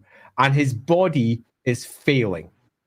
It's failing, which means his greatest failure is going to be not doing it in his time, in the time allotted to him by the gods, by Hashut. His body is now failing, and he is desperate to see through what he thinks is the legacy for all Chaos Dwarfs. So his greatest failure is not seeing it through. His greatest success is giving himself more time to potentially see it through. But it hasn't happened yet. I think that could be quite cleanly answered now. Donna Man, hot take. I actually kind of enjoy the labor thing for the Chaos Dwarfs in Total War. To me, it actually implies that the Chaos Dwarfs don't even see them as slaves and enjoy the idea of having beneath them. They only see them as labor that they provide. They see them as slaves. 100%. They very much, right from the prophecy that I just quoted from Thomas there, the slaves are a core component on what they believe, and they believe in enslaving others, and they don't pussyfoot around it and try to, they're just labor, or, no, these are just cogs in our machine. No, they don't use any gentle language. They are slaves. Yeah, and I would note the big thing with it as well is that the Chaos Dwarfs are notably cruel. There is a glee that they have in taking slaves and also what they do to slaves. It's not just like, oh, this is a resource that we dispassionately kill. Yeah.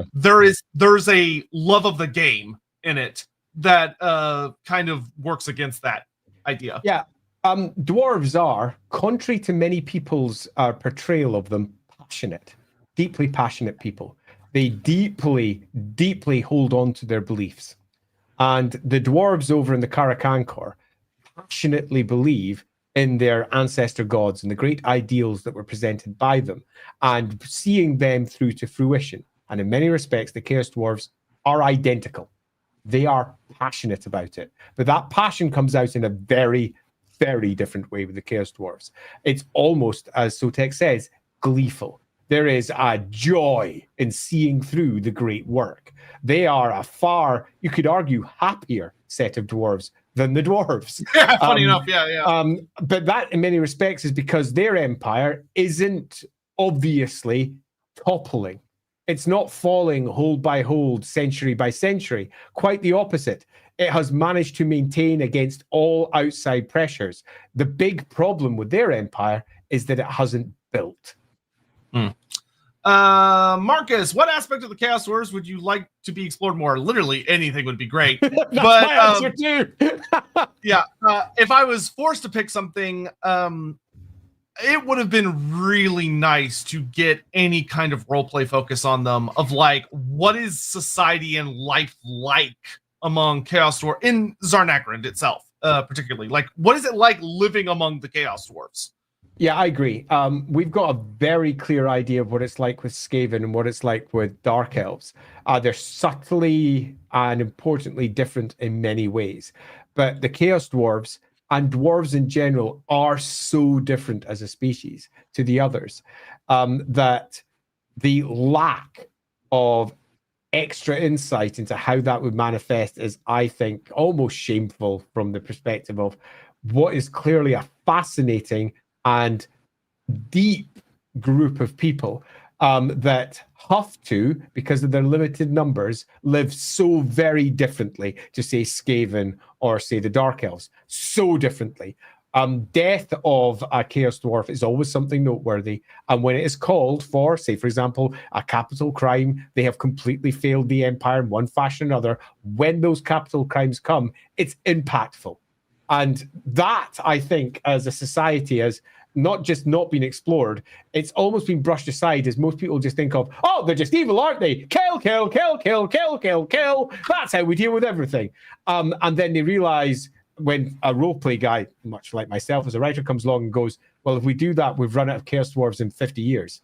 Yeah, please, like, if there's one thing it is always so like about Warhammer, it's like the infamous elf problem of they're all just dying and killing each other all the time, and they're a declining species. And then it's like, well, how many elves are there? 200,000 arrives. Yeah, and GW's like, there are as many elves as there needs to be, and it's like, that's not an answer. That's a terrible answer. It's a good answer for the war game. It's a really good answer for the war game, because that's literally what it needs. And the case for the novels, it's a bad answer for the roleplay game, though.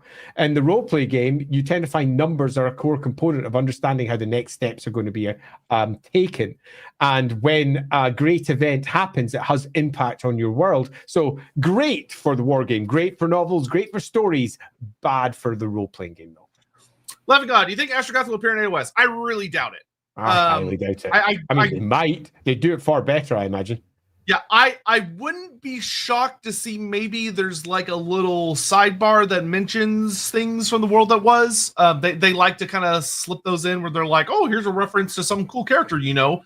But I don't think he's going to return in any meaningful way, especially because they've already revealed kind of the big bad character. Yeah. Who's basically, if you just take Astrogoth and Drazoth and fuse them together to make one character, and that's who this new guy is. Yeah. What is Astrogoth's overall plan / goals for himself or that of the Chaos Dwarfs as a whole? Any ideas, storylines you think will be explored in the old world? So Andy talked a lot about that, I think, in a really good way. The old world, I will say, does have some fun potential if they end up going to Zharr-Naggrund, which would be really cool. I don't think they're going to do it anytime soon, but if they were to do that in the long run, because this would be Astrogoth 150 to 250 years ago. Probably at his peak. Yeah, so he would be very different because he wouldn't have the mechanical suit. He would still be like a full-on normal Chaos Dwarf in that sense. So we would get to see him literally in his prime, which would be fun. I agree. I also quite like the idea that they are a core component of the assault on the old world by Chaos. God, I hope they have to be, because they would be. So they're going to be providing demonic machines, and in return, they would be expecting to get. They're practical people. They will be taking control of large chunks of Kislev across the other side of the World's Edge Mountains. That will be what they intend to do.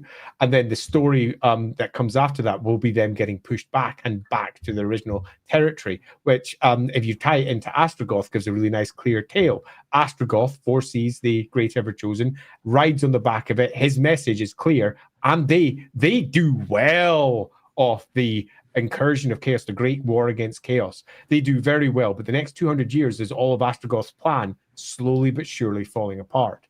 Everything that he had established getting pushed back as the Chaos Dwarves no longer control much of the territory they did. And that gives us a really good idea for why Astrogoth is in the position he's in today.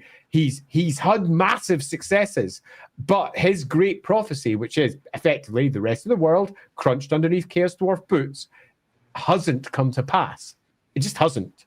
Meaning that his voice is significantly diminished in the great council of the Chaos Dwarf sorcerers. But nevertheless, he's still the oldest, and he's arguably still the one who's had the most success in anything close to recent history. So it would give us a really strong character through that. So in the loosest terms, the old world could give us a character that is successful. Yeah, I think that'd be fun. Yeah, if they were going to run with the storyline, I'd really love to see to make it like kind of match what we end up in like later editions of Warhammer. One thing that would be fun for me would be seeing, because the new Kislev is big. Like new Kislev is fucking huge in the old world, and it seems implied by what Games Workshop has said that it's intended that it will shrink down to the version we know. And one thing this will lead to is that there's actually a surprising amount of Kislev settlements and fortresses on Zorn-Uzkul, which is up where Uzkalak is in the Darklands. And in the modern setting, so Era of Karl Franz, that's pure Chaos Dwarf territory. Yeah. So the domination of Zorn-Uzkul would be very fun. Yeah, and I think I would love to see an Astrogoth through this era who is wholly successful, who in his support of the ever-chosen number, 12? Yes. Ever-chosen 12. And his support of the great warlords of the north gains significant temporal power and consolidates his base, making him pretty much the most powerful Chaos Dwarf sorcerer for 1,000 years, both in terms of the fact that he's got power, but he also has temporal power. He has led the Chaos Dwarfs to significant success, and that would give him an exceedingly strong voice. And then to watch that be chipped away at over the next couple of 100 years as he slowly loses territory to hobgoblins and others, and his successes don't look quite as successful as they once did. The burnish has begun to tarnish, and I think that would make for a super fun story. Yeah, that would be great, because then that would also allow for like him to be relying almost out of desperation more and more on his fanaticism, which builds a really fun character. 21CS, do we know the Dwarfs, when the Dwarfs came about in lore? We have a vague ballpark. It's not exact because it's kind of a Uzkalak gets surrounded and then nobody hears from them, and then there's like a note later that says they emerge from underneath, having their Chaos Dwarfs now. I can't remember check our Zharr-Naggrund stream. The answer to this, as clean as we can give it, is in the Zharr-Naggrund stream, because we dive into detail there. Hannibal says, theory. Chaos Dwarf petrification is intended to be a purifying thing. The AG? I don't know what AG here is. The AG work to return lost dwarfs to their original stone. God. Ancestor God's work to return lost dwarfs to their original stone rather than lose their soul to chaos. So I think there's definitely potentially something in this, although lose their soul to chaos, I don't think is quite correct, because Hashut effectively is where their souls would be going. Hashut is a chaos god now. Hashut is not like the other ancestor gods. Whatever you want to refer to it, assuming that we do run with Hashut as an ancestor god, and I think that's now pretty much where we're always going to say it lies, because we came up with it first and then they did it. And then they did it. So we're always going to say that as theory number one. But assuming that's the case, the souls of the Chaos Dwarves will be going to Hashut. But there's something interesting here, because the petrified ones won't be, because they're getting calcified in the mortal realms, which does suggest that you could make some super cool, fun prophecies. And I think the fun prophecy would be, come the point when they are returning to effectively take over the entire world, all the old sorcerers will come back. One of the reasons why you don't kill them. Because it's super important that they'll all be there. So the most powerful sorcerers who made the first deals with Hashut and all the rest. So there's always going to be that feeling of, when the sorcerers reach the point where he's almost gone, he's just ahead. The other sorcerers aren't taking them out, because that's not what they are. They're dwarfs. They're sitting over there. In some respects, some of them will be revered because they're about to go to the next step, and the next step is waiting for the end times, effectively. And I think there's a really cool story here of the sorcerers being much more like, from their perspective, they're good guys. They all think they're good guys. It's the big mistake of many writers, is to make their bad guys forget that they think they're right.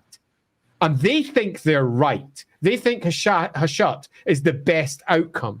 And as they see all of their peers, many of whom they hate, going to stone, there's both that moment of glee. I'm going to sit and watch as you petrify, you horror show. Ha! Glad to see you go. And also a certain amount of regret and fear and worry about what they're going to turn out as. Regret because they get to go and they no longer have to toil so hard underneath Hashut's cruel whip. There's all manner of conflicting emotions that can come through here, but they are dwarfs, not humans, not Skaven, not dark elves. They're not killing each other. It's why you can have all manner of chaos dwarf sorcerers who are at the point of petrification, not getting killed by their peers. And they still have a lot of power because they can speak the words of magic. They can still enunciate and cast spells. They are still powerful entities, but they are physically weak as all hell. They could be easily removed. Why aren't they? And the answer is because they're dwarfs and they're religious and they believe that they are the priesthood. And the priesthood, you don't kill the priesthood, not unless they've done something that is effectively the equivalent of blasphemy, doing something that is anti-Hashut, doing something that is bad. So yeah, purifying, I don't think that's a bad route that some of them might have in some prophecies, or alternatively just a calcification for when they're eventually going to return from the stone to take over the world once more. Yeah, I think it'd be one of the things that if hopefully when they get into it in AOS that we'll get to kind of backport would be the idea that petrification is a much more complex cultural process. As opposed to like in the Tarmakon book, it's literally just pointed out as like it's seen as like a form of weakness. That like if you have a moment of weakness, you get petrified as a punishment. But hopefully it'll be expanded on to have like a bunch of different cultural interpretations. Because as far as like, because it's their influence of their god having significant physical effects on them, kind of like mutation, which they have mutations as well. But yeah. Okay, I'm gonna speed up just a little bit here. 21 CS with the new AOS female Chorf models released. Do we know anything about gender roles in Chorf society and fantasy as patriarchal as the dwarfs? So, no. And yes, dwarfs typically have fewer females born than they have males. But that means men are arguably less important in many respects than women folk, because women folk, you can trace your ancestry back through. Most men go to nothing. They don't have children. And that means that there is almost certainly going to be, interestingly, a more matriarchal route on both dwarves and chaos dwarves that is first immediately obvious, particularly from an outsider who might see it as male dominated because there's so many male figures, because there are. But in truth, the female folk are arguably much more important, particularly for lineage. And lineage is at the core of dwarves of all kinds. So I think there is going to be strong gender roles, and gender roles are going to be much more strongly defined than they are in, say, for example, most human societies, where there is gender roles that appear strong, but often are very weak when you scrutinize them underneath any form of scrutiny. But for the dwarves, I think there's going to be some much more defined roles for the genders that you might be surprised at. Yeah, the only one I ever recall being explicitly written in the old army book is just saying that the Priest of Hashut is a boys' club. But other than that, that's literally all it comments. And it's worth noting that one thing you saw a lot in the lore, and it's always worth pointing out, is that because the lore was made to reinforce the tabletop game, and Games Workshop did not want to make dual kits back then. They didn't have the tech to do it well. So I'm going to give you a slightly broader answer. They didn't sell. So they stopped. Yeah, I mean, that's the actual truth. It's worse. It's worse than the truth that we tried to peddle, which is, oh, it was hard. No, the real reason is because female models in many lines did not sell. If you find the first Space Marines, there was female Space Marines. There was lots of female models in the first Citadel expressions of most of the lines. They didn't sell, so they just stopped putting the female models into the mix of metals, and they found that they sold more when they were all men because little boys wanted to buy men. Well, we're in a better world now, apparently, because AOS loves their co-op units, and they're great co-ed units, which is wonderful, and I love it. So yeah, I'm going to be really, really curious to. God, I'm so excited to read the new book. I'm so excited to read the new book. It'll be fun to see. Skylar Martin, Dwarf Sorcerer, Astrogoth. What are we going to plan to do tonight, Astrogoth? The same thing we do every night, Pinky boy. Take over the world. Agreed, Skylar. As ridiculous as that comment is, it's spot on.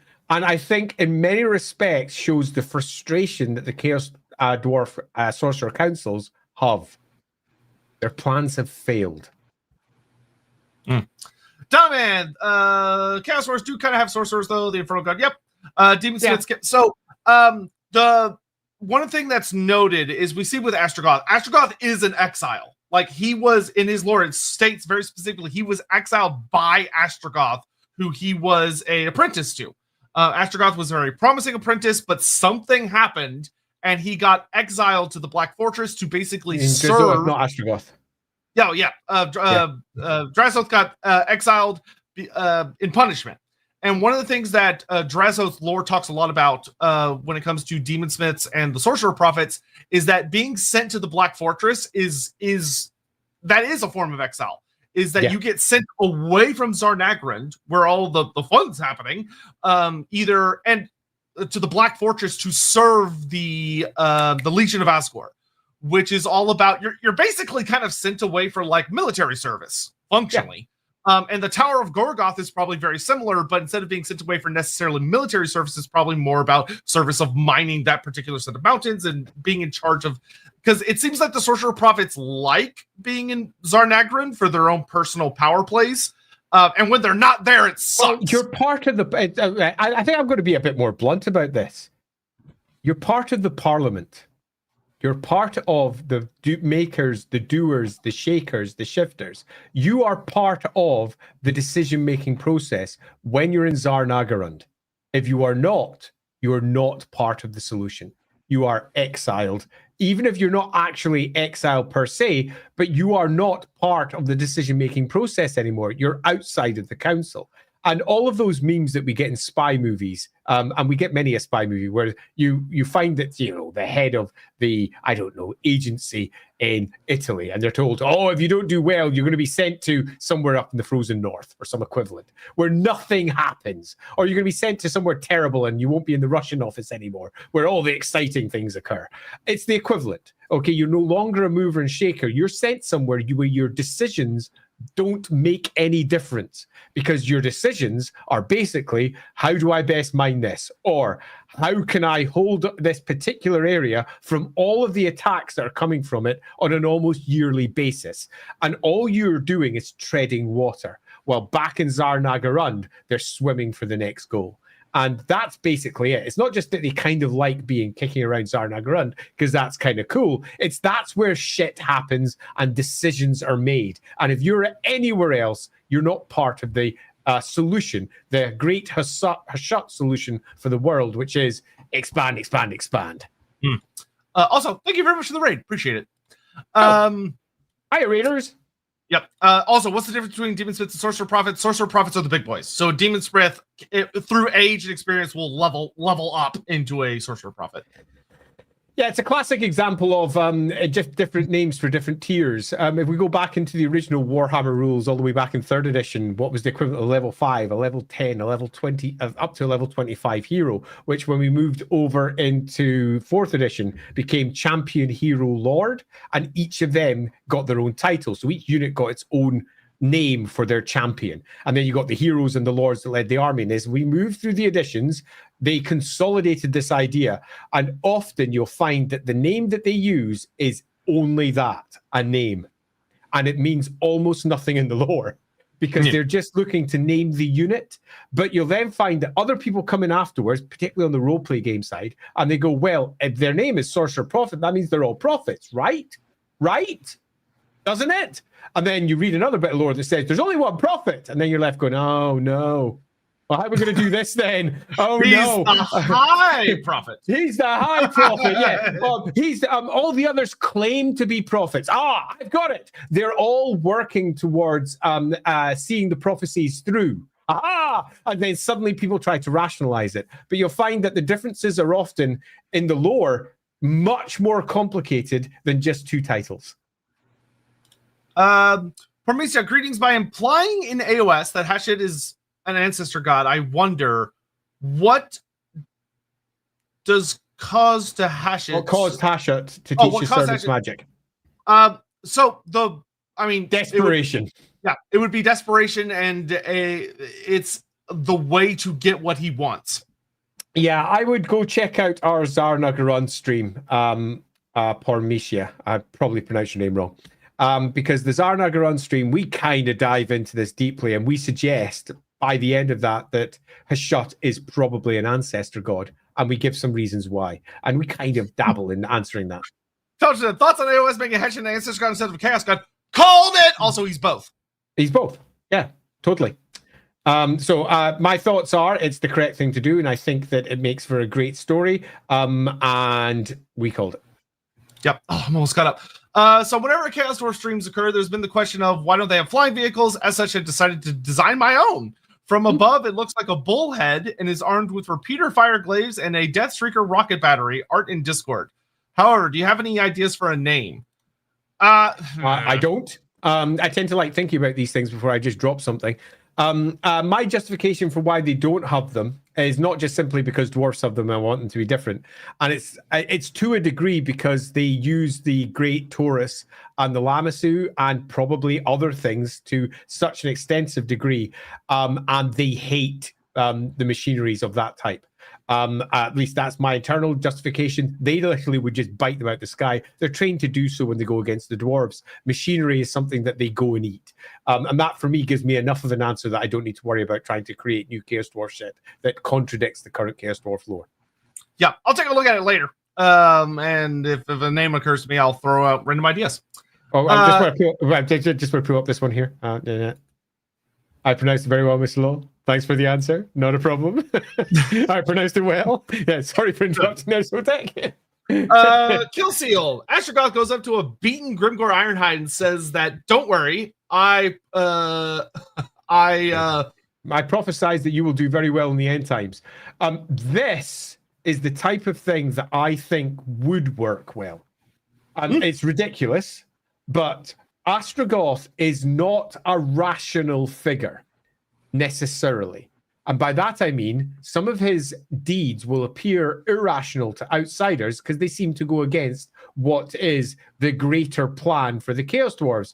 And that's because prophecy, gods, they influence things in ways that you might not expect. Revelation means often telling people things that they don't expect. You don't need revelation from a god if you're going to do it anyway.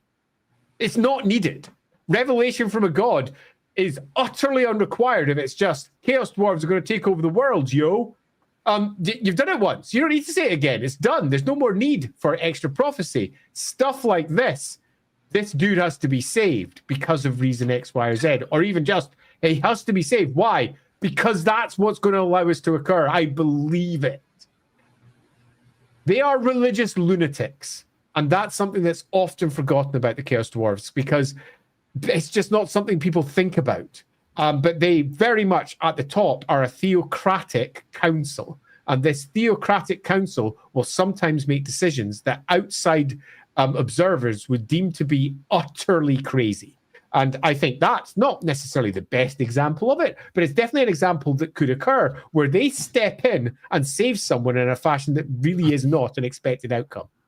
I will say that if you like having a very interconnected setting, which not everybody does, but if you like your special characters meeting each other and doing all the yada yada, the idea that Astrogoth may have had some moment where he had the opportunity to kill Grimgor, but chooses not to because of seeing Grimgor almost as, being a black orc created by the Chaos Dwarfs, seeing it as almost an extension of doing Hashut's destruction around the world. There is something really fun there, especially if they had encountered each other in the big final battle at Mingol-Zharr-Naggrund. You got like a little, that would have been one of the things that if the end times had done would have been fucking awesome, where you have Astrogoth sitting in his machine as he's dying at the fall of Mingol-Zharr-Naggrund, having some conversation with Grimgor that is very, very short but powerful. Could have been cool, but yeah. I see no reason why Grimgor Ironhide could not be the fulfillment of the effectively the creation of the Black Orcs. It was the plan. There is no reason why the Chaos Dwarves cannot have their own great plan in place. And he is a fine example of something that can destroy the world. And the Chaos Dwarves are meant to swoop in his wake and take control. That could be one way of viewing it. Hormesia, has there ever been a sorcerer prophet that has ever talked with Hashut? Yeah, tons of them. Yeah. At least one. I imagine many more than has been covered in the lore, or possibly far fewer. It's difficult to lay down. What we can say for certain is that Hashut is pretty active. Yeah. Oh, yeah, he's a busy god. Algion Loman. Do the Chaos Swords forge all the armor for the Warriors of Chaos? Not all of it, but a lot of it. A ton of it. Yeah, a lot of the you'll find there's lots of sources where there's smiths and forges, Khorne in particular, tied to a lot of it, where they are creating the equivalent of chaos armor and war machines in the north. The Chaos Dwarfs, however, far further south, are doing a great deal of that work, and that work is arguably different to the type of work that you will get coming out of the Chaos Wastes. So the answer is kind of yes, but there's difference because it's not aligned to individual gods. It's made for a particular purpose. It's forged in with often demons as well. And much like most Chaos armor, once you get it on, it doesn't come off. It does stuff to you. We don't have enough detail to do anything other than say it comes from there. What's the difference? We don't know. We can make up some shit. Yeah, what would be the opinionated difference between armor gifted from the gods and Chaos War forged armor? It would be pretty much impossible to say because they've never bothered detailing it. Yeah, totally. But I could definitely write a piece in it. It wouldn't be too difficult. You could make up differences. But as is often the case with Warhammer, everything was made up by someone at some point. This is an easy thing that I could make up in an afternoon, and it'd be pretty cool. But it's not being made up by anyone yet. Yeah. Laughing God. Character idea is a rival to Astrogoth, and a young upstart prophet in the veins of a megachurch pastor to go with the hyper-capitalist things of the Chaos Dwarfs. Yeah.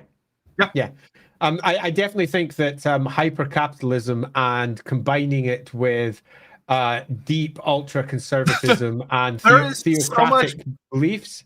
There's so much Bible Belt shit you can use for Chaos Dwarfs, it's not even funny. Yeah, there's a lot that you could draw from. Again, you got to be careful, but there is definitely some cross-parallel ideas that could be brought in.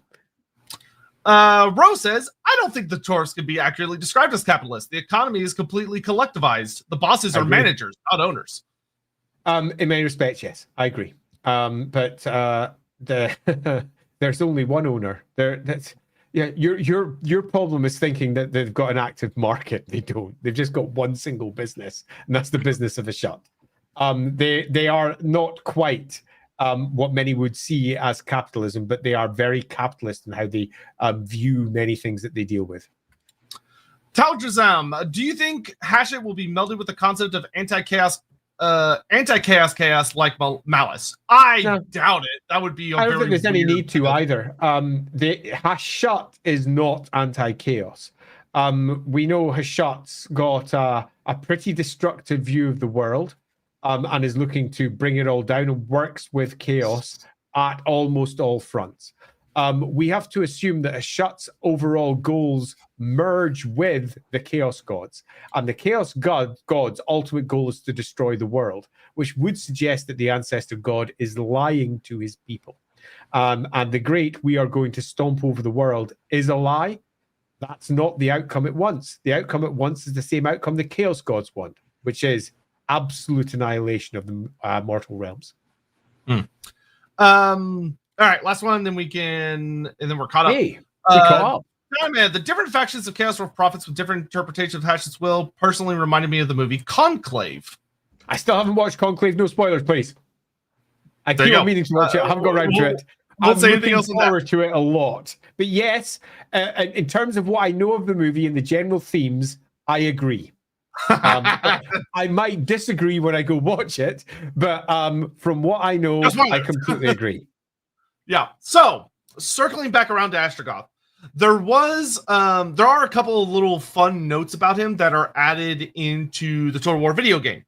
Some things that actually confirm a couple of fun things that we've discussed about him during the stream, but also some just kind of fun additions. So one of the things that they do for Total War is they always try to find like a set of magic items in order to give the characters to add a little more fluff and to give them some unique flair. With Astrogoth, back in his only publication in the battle game, being the 4th edition book, he didn't have any dedicated magic items. He had his suit, but you could just give him a certain, like, up to 4 magic items or whatever it was. Yeah, sure, 4. Yeah. But so in Total War, they gave him 2 new ones, which expand a little bit on his storytelling in a couple of fun little ways. So the first one that we got is that his clothing, or parts of his clothing, are apparently part of something that's called the Stone Mantle. And what the Stone Mantle is said to be is that it is something that he wears that is flayed from its flayed skin from his various apprentices. So this comes from Tamarkan, the Stone Mantle. Oh, does it really? Yeah, yeah, they just gave it to him. Yeah, That's totally. right. In Tamarkan, to quote what it has in Tamarkan, said to have been created from the flayed, greying flesh of those apprentice sorcerers who have failed Astragoth Ironhand. The Stone Mantle both preserves the Sorcerer Lord's chosen acolytes and reminds them of the price of failure. Basically, it gives you +1 toughness and -1 initiative in the battle game. So that's a super fun little extra detail. Tamarkan is full of tiny little details, as are, strangely enough, a lot of Astrogoth's story, because they come from the tiny details, because there's never really been a proper dedicated set of novels or a dedicated roleplay book or some equivalent. So you have to go looking through all the tiny books just to pull out the little bits. And that one doesn't come from Total War. That one's an introduction to Total War from... Yeah, actually neither of them just come from Total War. They just adapted some of the items. Yeah, totally. I will say, giving the Stone Mantle to him, easy choice, makes sense. One of the things I really, really like is that if this was a Dark Elf or a Skaven item, this would have been, those guys died. Those apprentices were killed. But in this, that's not actually the vibe I get, because it talks about the whole thing about the reminding those same acolytes of the price of failure. To me, it's they start to petrify, and he goes, I'm going to, tearing off the petrified part of their flesh. And then making a fucking cloak out of it. But bloody hell. Which is gross, first of all. Definitely not represented on his model, because it would be horrifying to look at.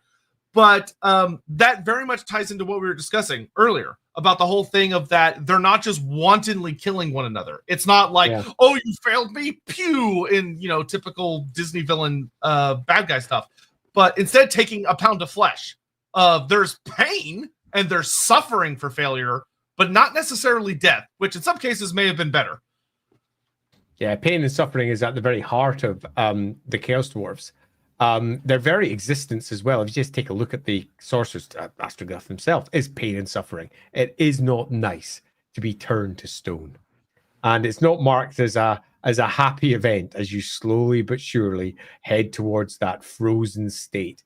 It's not good. Pain, suffering, and apparently having your flesh pulled off by Astrogoth because he thinks that you have not been successful enough in your various deeds, and turned into a cloak to give to his other apprentices. That sucks. Yeah.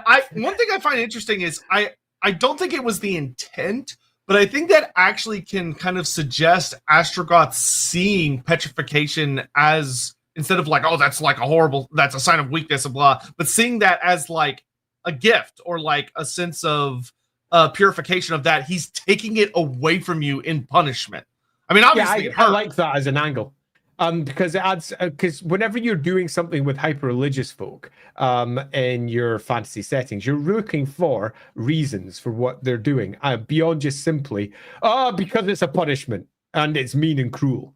Yeah, but they're religious. They believe something. What is it they believe?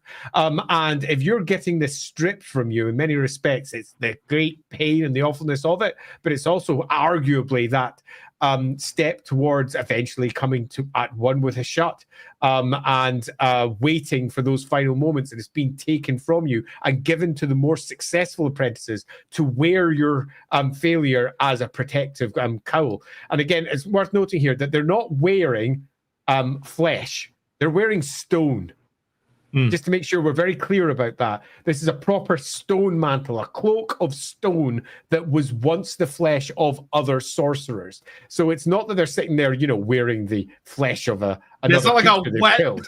Yes, indeed. No, this is a very dwarven method. It's stone, and flexible stone mantles that they wear upon themselves to provide them with extra protection, but simultaneously it slows them down a little bit because they're covered in stone. Yep, it do be heavy. The other one, which also comes from the Tarmogon book, which I'm glad Andy said that because it reminded me to actually look, is the Black Hammer of Hashut. Which one of the things I actually like about giving this to Astrogoth and kind of making it an Astrogoth item is the Black Hammer is noted as this terrible black shafted hammer that has the big horned rune of Hashut upon it that allows you to bonk someone real hard, and it just absolutely fucks their day up. And that it literally causes you to just combust, and it's just awful. But it's noted as had been passed down from champion to champion to champion among the Chaos Dwarfs. It has that indication of like, this is something that's wielded by a person of authority. And the idea that Astrogoth is simply the most recent in a lineage of sorcerer prophets to have wielded this hammer, A, I really, really like, and B, I think does what it should of reinforcing the idea that he hasn't been there since the beginning. He is simply the most Ori old pain in the ass that is currently still around of this lineage of ancient pissed off sorcerers. Yeah. It's always nice for it to boil back to a hammer, given it is, after all, Warhammer. And I think taking the hammer as almost a core central metaphor for one form of leadership is good, and giving it to him is good because he is first among equals, certainly the eldest on the council. So that is, I think, great. I always, when I remember reading it, and I faced it on the battlefield, it was a right pain in the arse, guys playing Wood Elves, and one wound on any tree man, instant death. Fucking sucks. Yeah, actually sucks. And yes, he built an army just to kill my army, and it was the freaking worst. But it was also kind of fucking cool. Yeah, it thankfully they didn't adapt its rule into Total War. Which, for anyone curious, the OG rule was that if you had the flammable rule and this hammer bonked you, you just died. It died. You got no ward save. You got nothing. You just fucking died. And it wasn't even that expensive an artifact. It was only 35 points, if I recall correctly. So it totally sucked when you were playing against Wood Elves. Against other armies that did next to nothing. Just give you like a couple of strength. It's very conditional, but God help you if the conditions are satisfied. Yeah, 100%. It sucked. But yeah, I think it's a really good weapon to give to him. I think it has a lot of character. And it speaks to the importance of hammers to the dwarves as well. And I like that, particularly when we then tie that back to, say, for example, the various myths around Sigmar's hammer and what it represented to the dwarves. Yeah, I agree. It was the High King's hammer, after all. Nathan Hole, catching up, but here's something off topic. A what-if idea, resolving the Elven Schism. Personally, I think the Wood Elves being more balanced are good candidates, but the spirits complicate things. What do you mean by resolving the Elven Schism? Yeah, I think I need a bit more there, Nathan, to discuss that as a what-if. But maybe? Yeah. Lupus on like another Blade of Realities? Kinda. The Blade of Realities is a bit more general and stupid and bullshit. Blade of Reality is just bullshit. This is more of a, if you can go on fire, you're dead. Yeah. This one it was a lot cheaper though, which made it rather spooky. Yeah. It was good for taking out mummies back in the day too. Desert X Fox. Want to say I love you guys. Oh, well, thank you. Oh, we love y'all. Desert.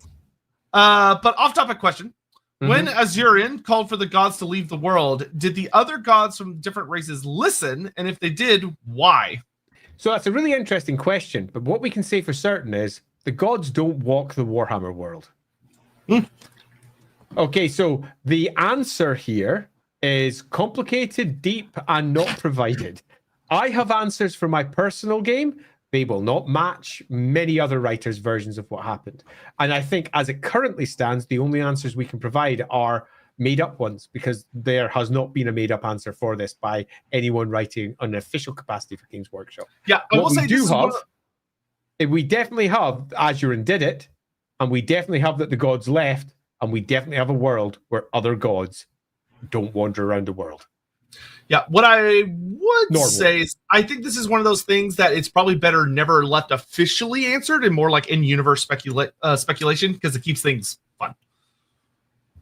Donoman, you mentioned the importance of the hammer to the dwarf. So what are your thoughts on the AOS thing about dwarfs disliking hammers? Meh. Yeah, so for anyone that didn't catch it, when they did the release stream on it, they revealed that the Chaos Dwarves wield a bunch of different weapons. They have like spears and swords primarily. And one of the things it says is that the Chaos Dwarves hate try not to use hammers and axes because it Hashut and them are like, rah, that's like regular dwarf stuff. Rah! Which is like, okay. Sure. I feel nothing for it. Yeah, I mean, there are still Chaos Dwarves that wield hammers in the model range, like some of their characters wield hammers and such. I am waiting to get to read the specifics before I cast much in the way of judgment. Yep, I'm currently on a meh. At the moment, I feel nothing for it. It doesn't feel like it's been done for any reason other than say, well, they're not dwarves, they're different dwarves, yeah! Rather than there's a deep spiritual reason for why it's the case. Yeah, I will say that I agree with Handy that to me, it very much feels like someone was sitting, like a modeler was sitting back and was like reading how people are like, why don't dwarves wield spears? It would be so logical for dwarves to wield spears. Only Chaos Dwarves wield spears. Yeah, okay. There we go. only heretical dwarves wield spears. Nils, to be so influenced by other dwarves. That's the sad thing. Yeah. It would make them look like they didn't have very much self-esteem. Yeah, they've got pretty low self. Well, I don't want to be like those guys. I'm an individual. I do what I want to do. It's quite puerile. Little did we realize the Chaos Dwarfs are actually very counterculture. Nils, do you see the Great Drill of Hashut as canon? No.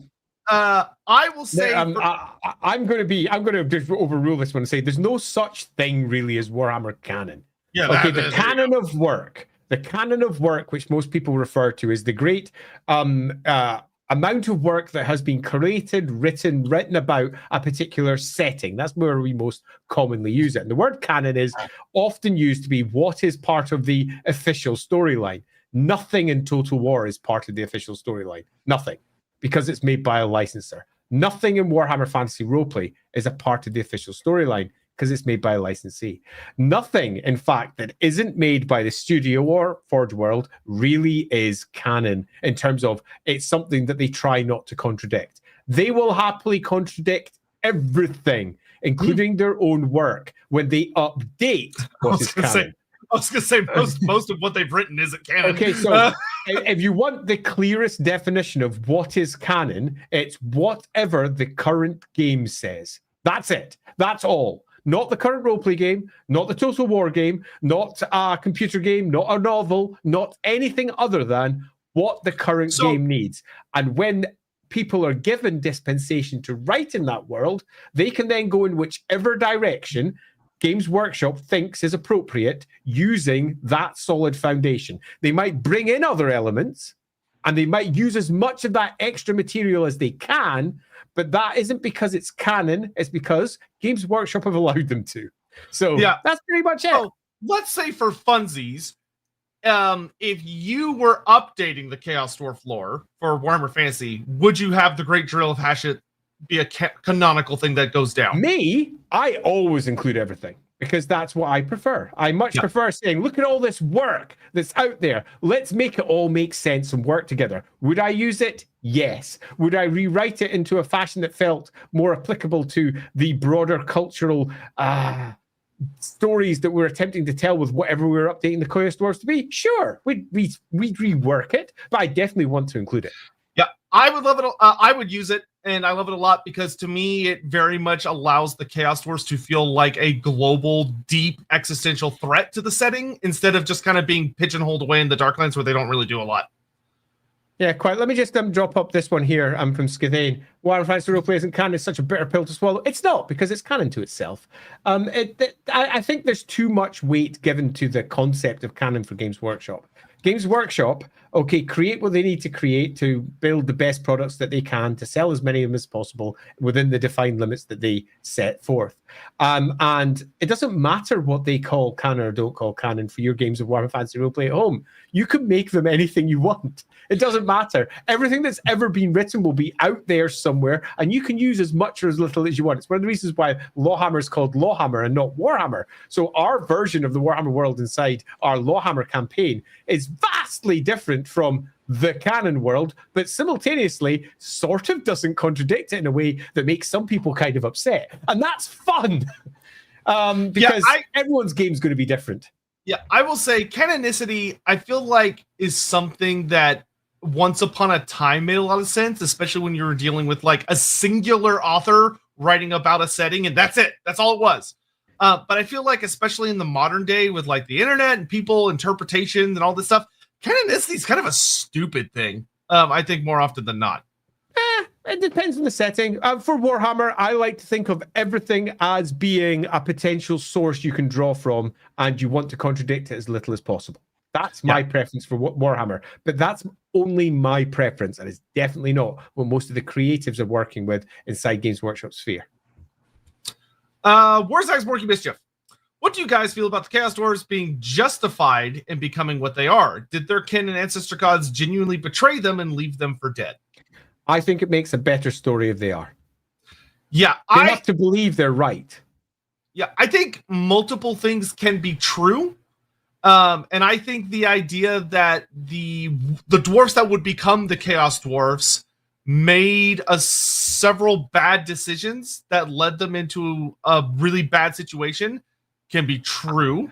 I don't think it necessarily needs to even be viewed as bad. Well, poor decisions. Even poor. I mean, survival is better than death. No. I don't mean taking the deal with Hashut. I mean like going out into Zornu School where they were kind of like more exposed and away from the mountains and stuff. I see what you're saying. Yeah, I mean the things that led to the deal with Hashut. Choices. Point taken. Yeah. But once they were in that place, then it all comes deeply subjective, doesn't it? Yeah. I would say that the idea that they feel justified about it is really the only one that matters, and the answer should be yes. Prometheus. Yeah, I think so. Besides elongated, sharpened teeth and glowing red eyes, what other mutations would you want a sorcerer prophet to have? I would have loved to have seen a magma beard. Yeah, sure. Cool. Just a nice big funky table of Hashut facing stuff. I mean, there's so many things that could be done. Mentions of it in the background that didn't get shown on the minis. Like some of them have cloven hooves. They have tusks. A lot of them have horns. They do get more wild than we see with the minis. The minis just didn't go that crazy with it. Yeah. I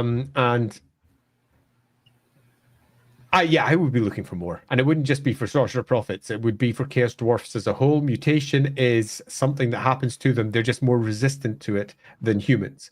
Meaning that mutation is there, it is something that occurs, and it's not something that's vilified. They are dealing with magic and exposed to the extremes of magic far more so than standard dwarfs. So mutation is going to be a core component of something that you encounter when you're dealing with Chaos Dwarfs, particularly when you move past what's easy to create for a miniature. On the war game, when you're actually moving to, say, the roleplay side, mutation might be, for example, a part of your cartridge generation process where everyone might start with like one minor mutation, and it might not be anything particularly big, mostly cosmetic shit, but definitely think it is worth including as part of your builds for Chaos Dwarfs. And then Watchdog, what is one thing the Dwarfs do right as a faction, if any, and where could they grow the best narratively? Right. I mean, what is right and what is wrong? This is getting back to subjective morality again.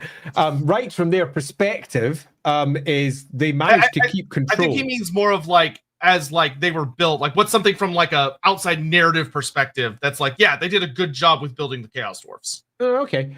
I think the Chaos Dwarfs as a whole are actually pretty freaking cool. I mean, Rick's development of them from they're just this adjunct to the Chaos Army. They're just a bunch of dwarves who've fallen to chaos into a complete faction that has its own foundational beliefs, its own myths, its own direction separate to the dwarves, but also something that would be recognizably dwarf, is pretty freaking cool. There is, I think, a lot of questions that need to be answered. Why do they look the way they look as a base standard in comparison to standard dwarfs? There is processes behind the scenes beyond just because it looks fucking cool and we say so. So the roleplay side would like a bit more detail. But I think everything that they've done is pretty good as a faction. I think they've done a pretty nice industrial-leaning dwarven faction. Where could they grow narratively? In so many different directions. I think, as we've discussed several points in this stream, anywhere. It's just they kind of haven't. No one's done anything with them. The loose answer there is because they could be used in so many different ways.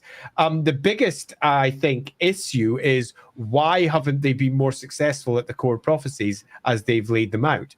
And we can easily answer it with there's just not enough Chaos Dwarfs. But that in itself is a tension which can make for some great stories. Yeah, I agree. Delving more into... I mean, there's so much you can do with them. Of like, it'd be nice to have a lot more specifics of like what the hell they've been up to for the last like 3,000 plus years. Where things have gone right, where things have gone wrong. Because the only timeline we have for them, which is from the 4th ed book, it's very dry. It's super dry. It's a first draft of what it could be. Yeah, sadly, that's all we got. So I would, just more would be lovely. I think if we're looking at it right now, what I would like to see is the Chaos Dwarf narrative being wedded into the old world, and the Chaos Dwarves being a core function for why the Chaos army that's to come is going to be so successful.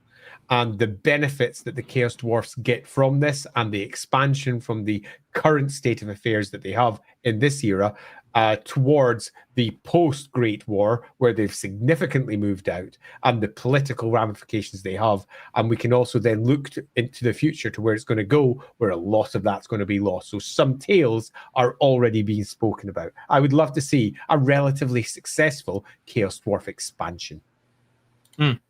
Diamond says on Warzak's comment, I think it's very interesting if the Chaos Dwarfs fall when viewed through human eyes would be seen as understandable and perhaps justified. But from the perspective of a regular dwarf, it's just completely horrific.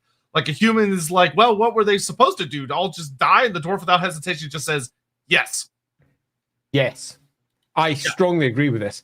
One of the, I feel, great mistakes of many writers is to make the other species humans but not. And that's a really easy way to write them. They're humans, but a bit haughty. They're just elves. And they forget that a lot of writing for Warhammer versions of the different species have taken each of these species in different directions, and they have very different mental processes. And I completely agree that what the Chaos Dwarves did, well, the Dwarves did as they were back then, is utterly unacceptable to other dwarfs. It's beyond the pale, to use a very old metaphor. It is utterly beyond anything they should be willing to accept. But also, to make it properly insidious and to make the dwarves go, and actually be terrified, the idea that it was led by an ancestor god. That is what undermines it all. Because they are to be emulated in their perfection. What would they do if Valea said, this is our route forward? And Valea said, this is the route forward. How do they cope with that? And the fear and terror of what that represents within them, I think, speaks to dwarves in a way that doesn't speak to humans, who'd be like, yeah, you just tell them to fuck off. Because, you wouldn't do that. So the humans don't understand it on more than one level. Yeah, totally. They understand it, and they fail to understand what the Chaos Dwarves did on multiple levels, both from the perspective of, yeah, sure, if they had to survive, I can see how they get that. But also, they can't understand how the Chaos Dwarves almost had no choice in a way that makes the dwarves go, I'm scared that could happen to me. And that would be terrifying. And it's important to have that terror laced in to what the Chaos Dwarves represent to the dwarves. If it's just simply, you did it wrong, you oath breakers, it's just the same tired old story. It should be instead, oh, fuck. They make me think thoughts I don't want to think, because it's horrible to consider that I might have done the same thing in that position, because that is what my honorable ancestors have said is what I should be doing. It's terrifying in a way that no human can properly understand. Dalman asks, do you think that dwarf society at large knows that Hashut is an ancestor god or not? No, I think it would be suppressed as much as they possibly could. Yeah, and that knowledge is known anywhere. Yeah, dwarves are certainly not above suppressing knowledge. Like that is a tactic they use very, very well. So I very much agree with Andy. That would be the case. There was a though it always makes me laugh. There was a very, very funny moment in Josh Reynolds' Gotrek and Felix in the Road of Skulls book, where he has Kemma, or Queen Kemma, which is Ungrim's wife. He has her use Hashut's name kind of like almost in a way of like saying, God damn it. He has her use Hashut's name in that sense, suggesting that like all dwarfs are just like casually aware of Hashut and are just like, oh yeah, he's the bad god. And it was always like a, what? Yeah. Like, that's a choice. That is definitely a choice. And I don't think it's a choice that you can you have to ditch. You could easily have the awareness of it broader, but not necessarily quite in the way that everybody thinks. In that they might not be fully aware of what it represents. It could just be part of a cultural memory. And you got to remember that we are not dealing in a world of internet where all information is accessible and everybody can say, well, that's what that is. Gotcha. I got it now. They just don't know. They are dealing with their own ancient traditions, and everything is word of mouth. And particularly when it comes to the dwarfs, they don't have gods revealing stuff to them. They don't have revelation. Hardly at all. Their ancestor gods are different to the other gods. They potentially could walk amongst them, but they're not doing that right now. Grimnir's off having a big scrap against the Chaos Gate, as you do. They're not sitting there providing information. Other species get this. They are often having gods slyly slipping them information about what the truth is. In the Warhammer world, the fingerprints of the gods are everywhere. You can easily say that within 10,000 years, you can go from nothing to peak civilization because the gods can teach you how to do that. In fact, it can happen multiple times. Gods are something very different in Warhammer to the real world equivalent, because the real world equivalent, well, kind of don't exist. They do in Warhammer. And the dwarf gods don't have any of those benefits, which means they're relying upon their own traditions, their ancient sources, many of which have been destroyed. They don't have access to all of the great hold records that all of the dwarves once had back during the Golden Age. Most of them have been destroyed, lost, or alternatively hidden because of the great terrors that lie within, and only left to a few very important lore masters, kings, and equivalent to be aware of, because it's just terrible knowledge. And that is the world in which the dwarves come in. So a word like Hashut will probably mean something in Kazalid. It almost certainly does. And very possibly in some of the holds is a known ancestor god who did something.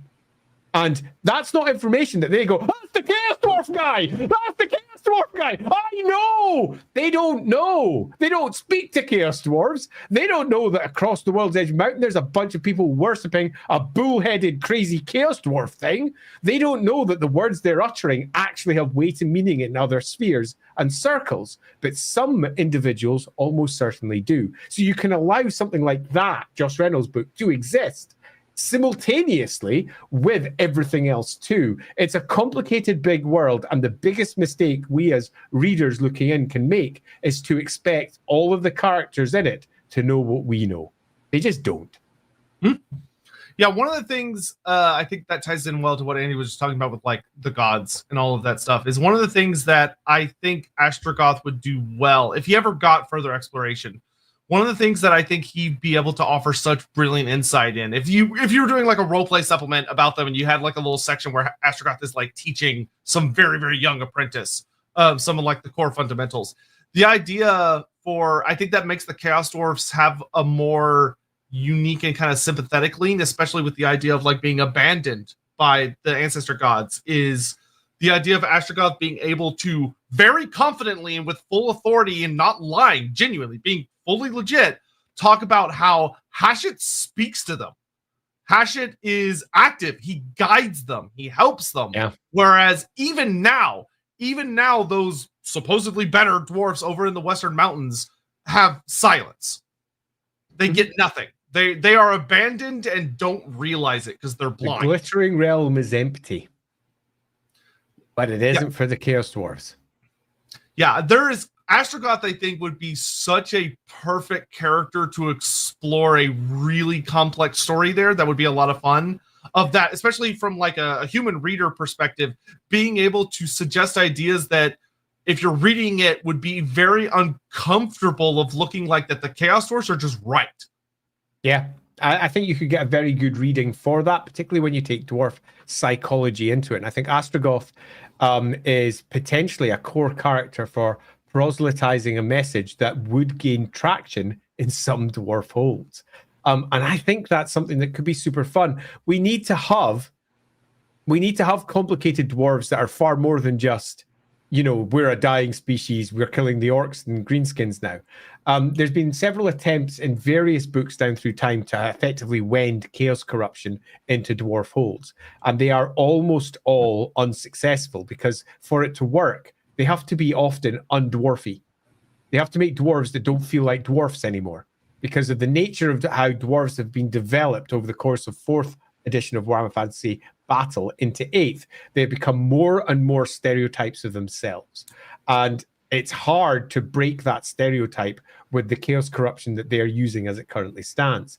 And Hashut could be used in such a delightful fashion to do that. You could almost see the testaments of Astrogoth being this weird secret text, effectively saying things like the guild structures are damaging to innovation because listening to dead ancestor gods and what they said was the right thing was good in the golden age no longer is. We need to innovate. We need to move on. We need to be better.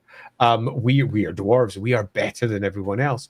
There is a certain almost, and I really don't want to use these words, but I'm going to because I think there is a cult that could work around it. And it's going to be something that a lot of you will immediately recognize for what it is.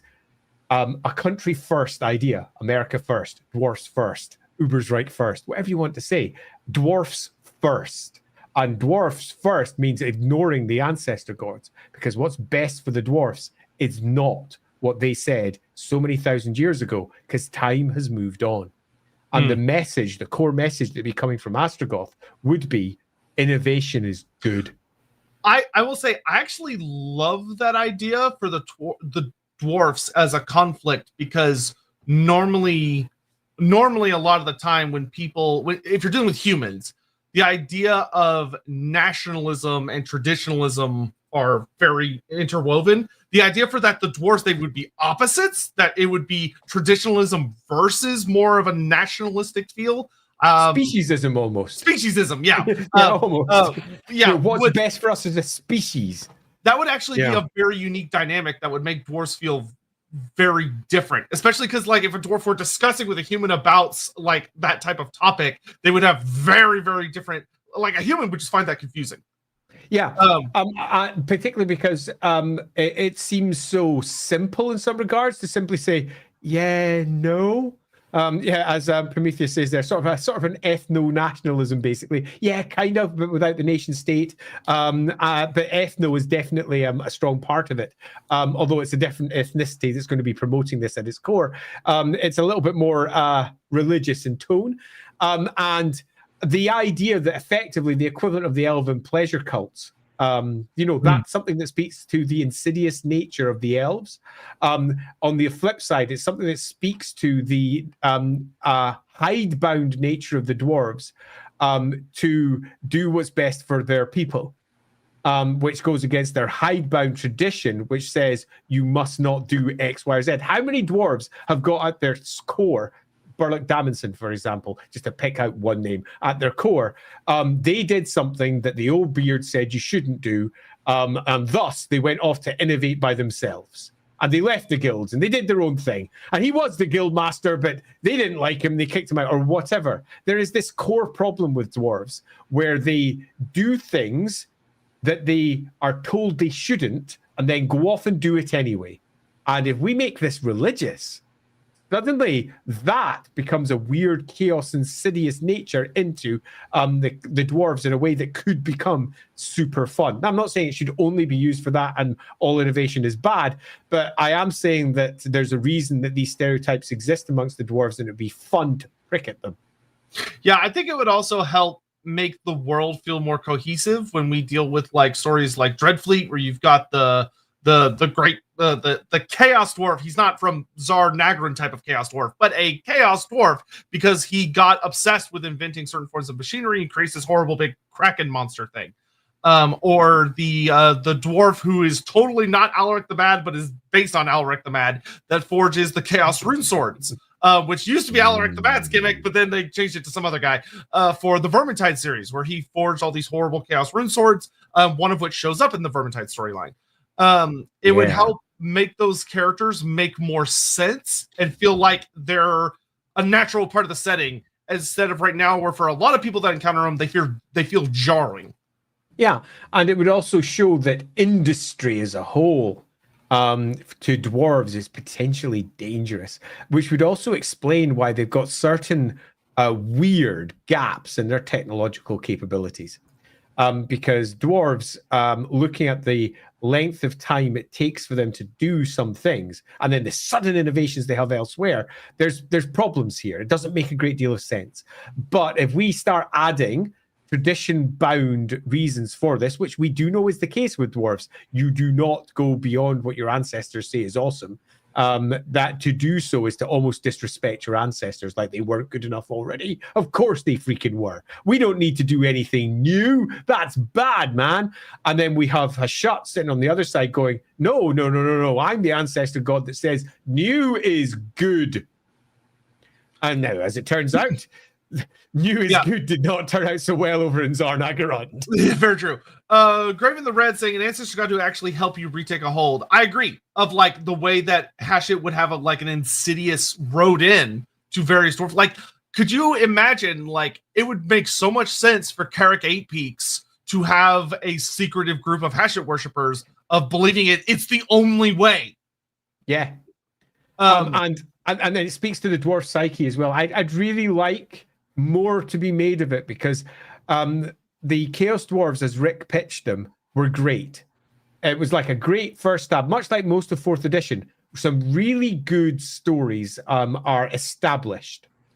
And through the editions, these stories are developed to a degree, and roleplay often develops them far further. But the Chaos Dwarves just kind of got dropped, as I said in the introduction, for 20 years, which means all of the additions that they brought to the lore were ignored almost everywhere, except for the occasional oath or expletive, or alternatively, on the other side of the World's Edge Mountains, there's bad dwarfs. And that's about all we got until, obviously, Tamerkin did a big update, but it was much less of an update than it pretends. It basically took everything that came before and just added some extra pieces to it and changed the aesthetic. That's it. It didn't actually add much to the lore. It didn't tell us a great deal more about their culture. All it did was added extra paragraphs that were examples of the previous culture just being shown in a slightly different way. It wasn't new material per se. It was expansive material. And I loved it. It was great, but it didn't really bring anything new to the table beyond like the Kadai. Yeah, they're new variations of a theme, but that theme hasn't been expanded. So I was I would really like to see that 20 years worth of development reincorporated back in, because the dwarfs, they in several places they mark that Hashut, the message of Astrogoth, is terrifying, horrifying. Everything they represent is the antithesis of everything that they believe. But what does that mean? Yeah, I will also say that would tie in really well to why mention of the Chaos Dwarfs and Hashut is so suppressed. Is that maybe the horror of that dwarfs listen to it and go, "Oh my God, he's right." Yeah, I think there is something there. Now, obviously, as is often the case, we have similar problems when we deal with Dark Elves and High Elves. The Dark Elves are comically evil, and the Chaos Dwarves are comically evil. But that doesn't mean that they can't also be right, heavy quotation marks here, in terms of the message that they speak and the influence they would have upon their opposite peers. One of my biggest issues with Dark Elves is that they don't have High Elf cults, for want of a better description. Though Dark Elves who feel that the High Elves might be doing it right and are insidiously got their own little cults in there. They always talk about evil taking over good, as if the High Elves are good at all, rather than the flip side of it. And I think that this is something that should also be a core component of Chaos Dwarf society, i.e. some Chaos Dwarves who feel like, perhaps in their theocratic mess, maybe some of it's got it wrong, and the other ancestor gods are something they should have. So there should be cults, hidden cults in Zharr-Naggrund to the old ancestor gods, because that makes the whole of society much more interesting. In the same way that Dark Elf society should have cults to Lilith, or hidden cults to Ladriel, or something similar. They're always happy to say, oh, the High Elves, oh, they go after the Kairathe, and they do this bit here, and they sometimes whisper to those darker gods, forgetting that the opposite would also be the case, because everyone's always obsessed with the evil that they perceive, because they're often thinking that they're only playing good guys, where Warhammer doesn't just let you play good guys. The whole core point of it is you're often playing armies of bad guys. So it's important that we give extra depth to these army of bad guys as well, I think. Yeah, just remember, guys, just like Warhammer, just like the real world, everybody sucks. Yeah, and that would allow, in fact, someone's just literally posted what I was about to say. So a Chorf Slayer could be possible, and it would be the worst example as far as Astrogoth's religious view and the Council of Chaos Dwarf Sorcerers and their sorcerer prophets and what they believe is right. That's wrong, but I think there would be some sort of corrupted Chaos Dwarf out there who might even pursue that as a particular path. It's something that sounds almost memishly silly, but if you wrote a good story, it absolutely wouldn't be. I mean, yeah. It's going to be a doomed character one way or the other, and almost certainly killed by a dwarf. I agree. Downman, random thought. The ancestor gods have returned to stone, and that's why they are silent. But Hashut has basically off-put that onto the Chaos Dwarf sorcerers, so they turned to stone in his stead. Hey, that could be a fun story. That could be a very cool story. Yeah, that could be a super fun story. As is often the case with what-if stories of this ilk, there's almost always something in the existing lore out there somewhere that contradicts it. Like, for example, Grimnir's having a good scrap. But I still think that makes for a great story. Grimnir just plugged the Chaos portal with his body and then turned to stone, so he's just plugging it away. Yeah, quite like that. Parmesia, the Elgi says, we are superior, but don't know if the fate of the world is shaped in the hands of dwarfs. Sons of Grimnir, sons of Hashut, sons of Skavor.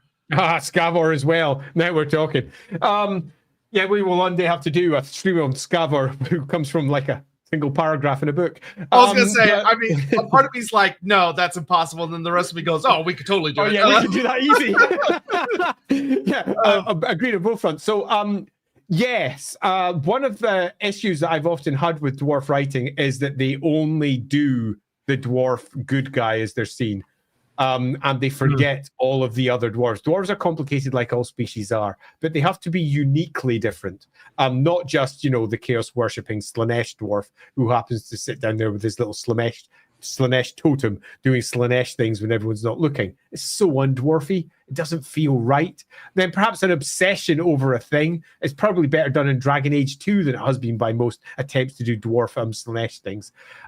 There's definitely something in a better version of dwarf corruption, and I think using the existing lore for that, so both the Chaos Gods and Hashut would be more successful than just simply going, Tzeentch has worked its way into the hold. How? Because I said so, because I need to make Tzeentch the bad guy. Yeah, man, tell me about it. I will say, in light of what a lot we've discussed, one of the things that I saw someone mention in the chat earlier, and a part of my brain was like, oh, okay. But as we've talked about, the more I've gone, is apparently the white dwarf. So for anyone that doesn't know, usually the UK gets their white dwarf a month earlier than the rest of us, because obviously it's right there. So I haven't got my copy yet.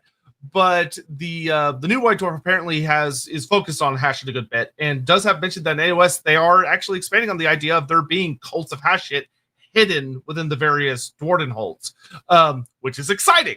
And it should be. Yeah, it should. It's like, oh, GW's doing what should have been done with Hashut. That's interesting. And I strongly approve of that. And in many respects, a lot of people hate Age of Sigmar because it's not their Warhammer. The Age of Sigmar has been brave enough to do a lot of the things that Warhammer should always have done. And just didn't. They've had a freedom to re-examine things that have been almost cast in stone in the Warhammer world for 20, 30 years and never changed, and to reimagine it in new and interesting ways.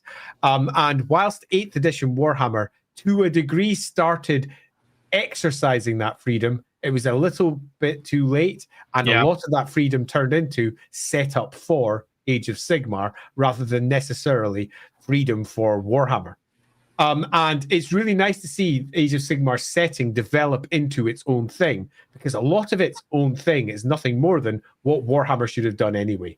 Ha ha ha ha ha. I did that on purpose. Yes. It was the point. Looking at the time, are you ready for an outro? Okay, cool. We're there already. Wow. Okay, yeah, I got a few things to say. Because you may have noticed through the course of this stream that this one's been not necessarily as focused on the great deeds of Astrogoth, because there aren't any. I was about to say, we talked about them as much as we could have.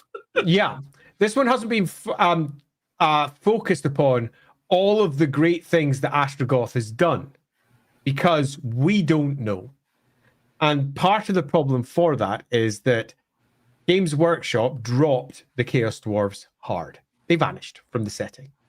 To the point that come about the 6th edition of Warhammer, the average customer in the shops thought they didn't exist anymore, and they had been, as was often used, squatted, as what had happened to the squats in Warhammer 40k, just eaten by Tyranids and forgotten.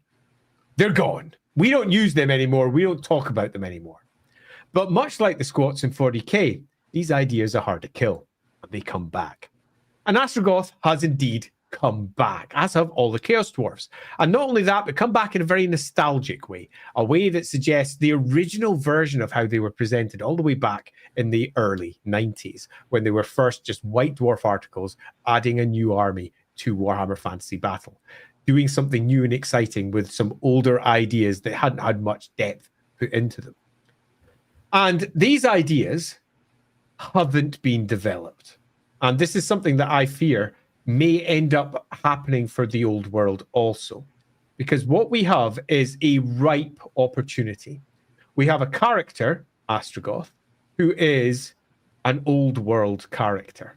Not he comes from the old world, but he comes from Warhammer, the old world. He is at the peak of his power right now. Right now, Astrogoth, in the old world setting, is sitting in Mingol-Zharr-Naggrund, doing his great, crazy prophet thing, and he's at the peak of his power. There is no other sorcerer prophet over there that matches him. What does this mean, and what does he do with it? We have a story happening right now in the old world. It's a pretty simple one. It's the old world is heading towards a big war. As is often the case with Warhammer. It's everyone heading towards a big war. And as is often the case with Warhammer, that war is against chaos. The great war against chaos. The great war which will eventually bind the Empire back together into one group underneath Magnus the Pious. It is a pretty important event. But as we've already seen from the dribs and drabs of material that have sometimes been contradictory and sometimes been changed as they've slowly but surely dropped it out, but to its strength, they have built a world that has a gaping Chaos Dwarf hole in it. And by that I mean, we have ourselves a Kislev that expands across the north, over the World's Edge Mountains, and into the lands that the modern-day Chaos Dwarves kind of claim as theirs. So the great story of Astrogoth, for me, is about to happen, at least in my head. And I say that because, as is often the case with many Games Workshop developments of their new settings, if something is not important for their release schedule, it will be ignored. It will just be forgotten. Now, a roleplay game might come along and try to fix that later, or an individual novel might try and fix that later. But as it stands, it's very likely we have got the perfect opportunity for not just an examination into the Chaos Dwarfs, an examination into the religion of Astrogoth at its peak, an examination of something that will terrify the dwarves for potentially the core message that they have being tempting to the dwarves. Straight from an ancestor god, contradicting the other ancestor gods, and providing a message that says, we should be better. We are supposed to rule, and you're being held back by these old ideas from dead gods from the past. We don't worship stone idols. We worship a living, breathing ancestor god. Hashut. And what he represents is important. In terms of the old world, that importance will be established because we know what happens next. There's an enormous fight. If we stick with the established end times setup, Kislev shrinks in size by more than half. In fact, I would argue it drops down into about a third of its original size, perhaps even smaller. It's heading towards a massive defeat. Chaos is about to come flying down from the north with the Everchosen. And it's going to be supported by the Chaos Dwarves, and the area of control that they have over that area includes areas that are currently in Kislev control. We have a cool story that is central to Astrogoth. It's his story and what he deals with, and it's a story not of defeat, as is almost always the case for most bad guys in the Warhammer setting, because they love to set up a bad guy to be brought down by a Tyrion, by a Magnus, by whomever it might be. That's not what we have here. This is no Azavar Kul, the great 12th Everchosen who's about to be destroyed by Magnus the Pious. Quite the opposite. This is Chaos Dwarf expansion and consolidation and a new set of borders, proving he was right. The story of his failure is going to come over the course of the next 150 years after this, as he couldn't go any further for whatever reasons. And it speaks to a cool story.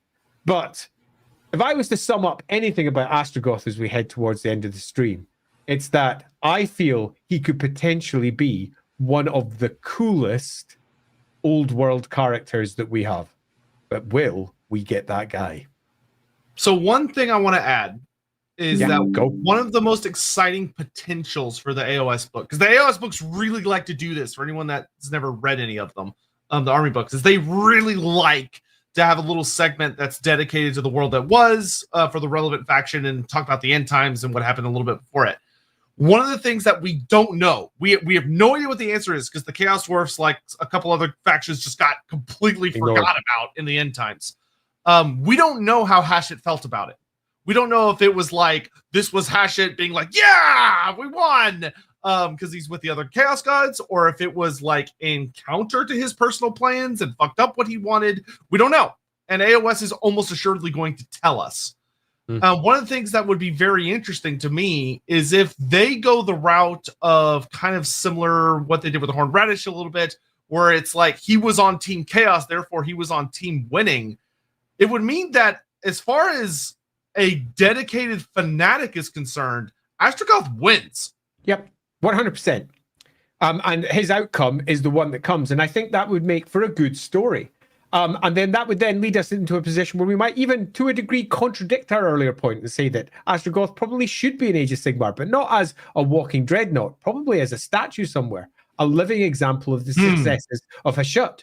Okay, Astrogoth stands there, this great, enormous stone statue, frozen for perpetuity, surviving the destruction of everything because they won. And that's fun. It allows us to have a slightly different story for the Chaos Dwarves as a whole as well, where they were often shit upon from on high because they didn't sell well. And their stories got forgotten. Their great sagas have become nothing more than whispers and at best the occasional mention in another book. And it would be really nice to see that consolidated in a new way. It's one of the reasons why I really like to see Age of Sigmar as now taking on Hashut and not being afraid of him. Yeah, that would actually be a really fun characterization of Hashut as well, where like all of the other dark gods like saved their champions and brought them forward. The idea that Hashut saves Astrogoth, but only as a trophy, only as something to be like, yeah, maybe saved for the next war.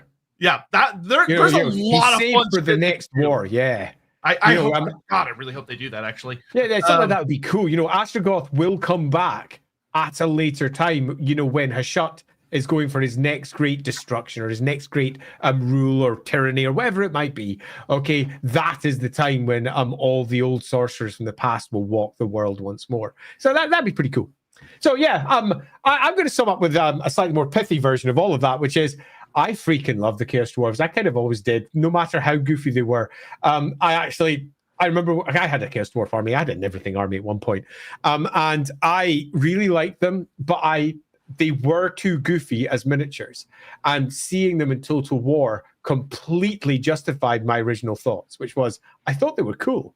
I just couldn't see how for everyone else, and it was difficult to sell them because a blunderbuss guy with a blunderbuss hat is sometimes a little bit too much for your average painter. But now it's landed neatly. So yeah, they're awesome. Yep. And the last thing that I'll add on to that is that Astrogoth very uniquely, both in the old world and in AOS, is in a position to be beautifully expanded on, and I hope they do it. Yeah, indeed. I'd say of all the characters that they have, Astrogoth is by far the one with the most potential for both games. And I think for one, it could be a really cool myth, Age of Sigmar. And for the other, it could be a really cool reality. A really cool reality, a wholly successful warlord who does his thing, religiously successful also, and then that turns into almost 2 centuries of effectively getting pushed back by others who didn't want him to be so successful until eventually, come the end times, he's proven right. And that's kind of cool. Yep. Oh, God, that would be so fun, too. Like, a scene of like as Zharr-Naggrund is burning, and there's the idea of like, most of the Sorcerer Prophets like, we failed, we've been defeated, the Greeks and stuff. It was supposed to end in fire. He's like, no, we won. You don't see it, but we won. Yeah, I really like the idea as well of a Black Orc being responsible for wiping it all out, because that's one of their creations doing it, and while most of them see it as bad, he sees it as good because it's ending in a rain of fire, and a rain of fire by their orchestration with a special stress on the orc. Orchestration, God, baby. Yeah, I know. I can't help myself. So yeah, that's where we end. Thanks all for turning up. We will be live this Wednesday over on the LAWhammer channels, where we are doing a tier list of the Chaos Gods, which will indeed include a shot. Yes, so look forward to that stream. I will note there have been various requests of certain figures on that list who are not going to be on there. No. Okay, so that's this Wednesday at 10 p.m. UK time. Translate that to your own local time. Next Sunday, Lorebeards is going to be going in. Astrogoth is an AOS faction. Yeah, that's cool. That's fucking hilarious. Next Sunday, we're going to be taking a deep dive into old world dragons, because that's what our poll this week, which is going to be a fun one. Screw those guys from the East. We're going to be doing the poor, often poorly expressed dragons of the West. Yeah, that one's going to be super interesting. And for the sake of being transparent, we're going to be trying to kind of stay a bit further away from the Ulthuani dragons as well. The dragons of Ulthuan. We're going to be focusing very much on the Drake, because there's so much about them that you probably don't know, because they're not really specific necessarily to any faction. Yeah, I'm looking forward to this one a lot, because dragons as a whole are a super fascinating species, and they often get diminished down to just 2. Species number 1 being Ulthuan, a high elf dragon. Dark elves also sort of 2. Or on the other side are Eastern dragons of Cathay. And everything else just sort of gets called up. Oh yeah, they're just, dragons. So I think it's going to be a super fascinating stream. I'm looking forward to deep diving into that one. I have a lot of opinions. Yep. And LAWhammer this Friday. Yeah. LAWhammer this Friday is going to be a fun one. We just had a glimpse into the myths of Sigmar in our last episode. That'll be going up live on Monday, where there was a certain Miao Ying on our covering art, which was super fun. So that's a Tale of Myth will be going live on the Monday for those of you who missed it. And on the Friday, we're going to be, episode 69. That's all I'm saying. Oh boy, here it comes. Here it comes. Should we announce the other thing as far as like? Yeah, I've during the intro I said there's going to be an announcement coming, but not today. So it's coming soon. I'll leave it at that. Yeah, right. Totally. And Inside the Rookeries, I'm now going as well. Our last Inside the Rookery was all about opening your own game store and gaming space if you wish to do so, and what's involved with doing that. Super fun one. And next week, we're actually going to be doing world building as part of the stream.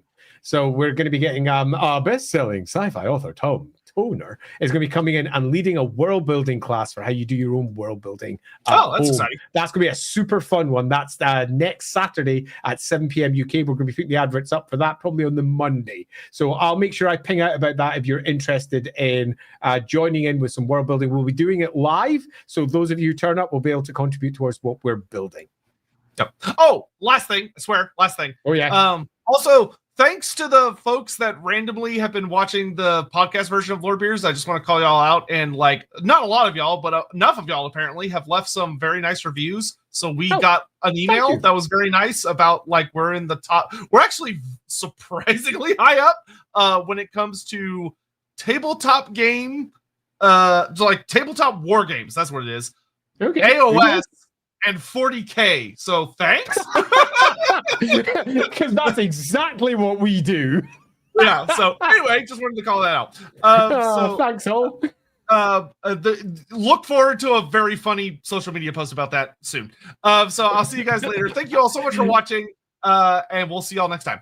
Bye-bye. See y'all next time. Bye-bye. Bye.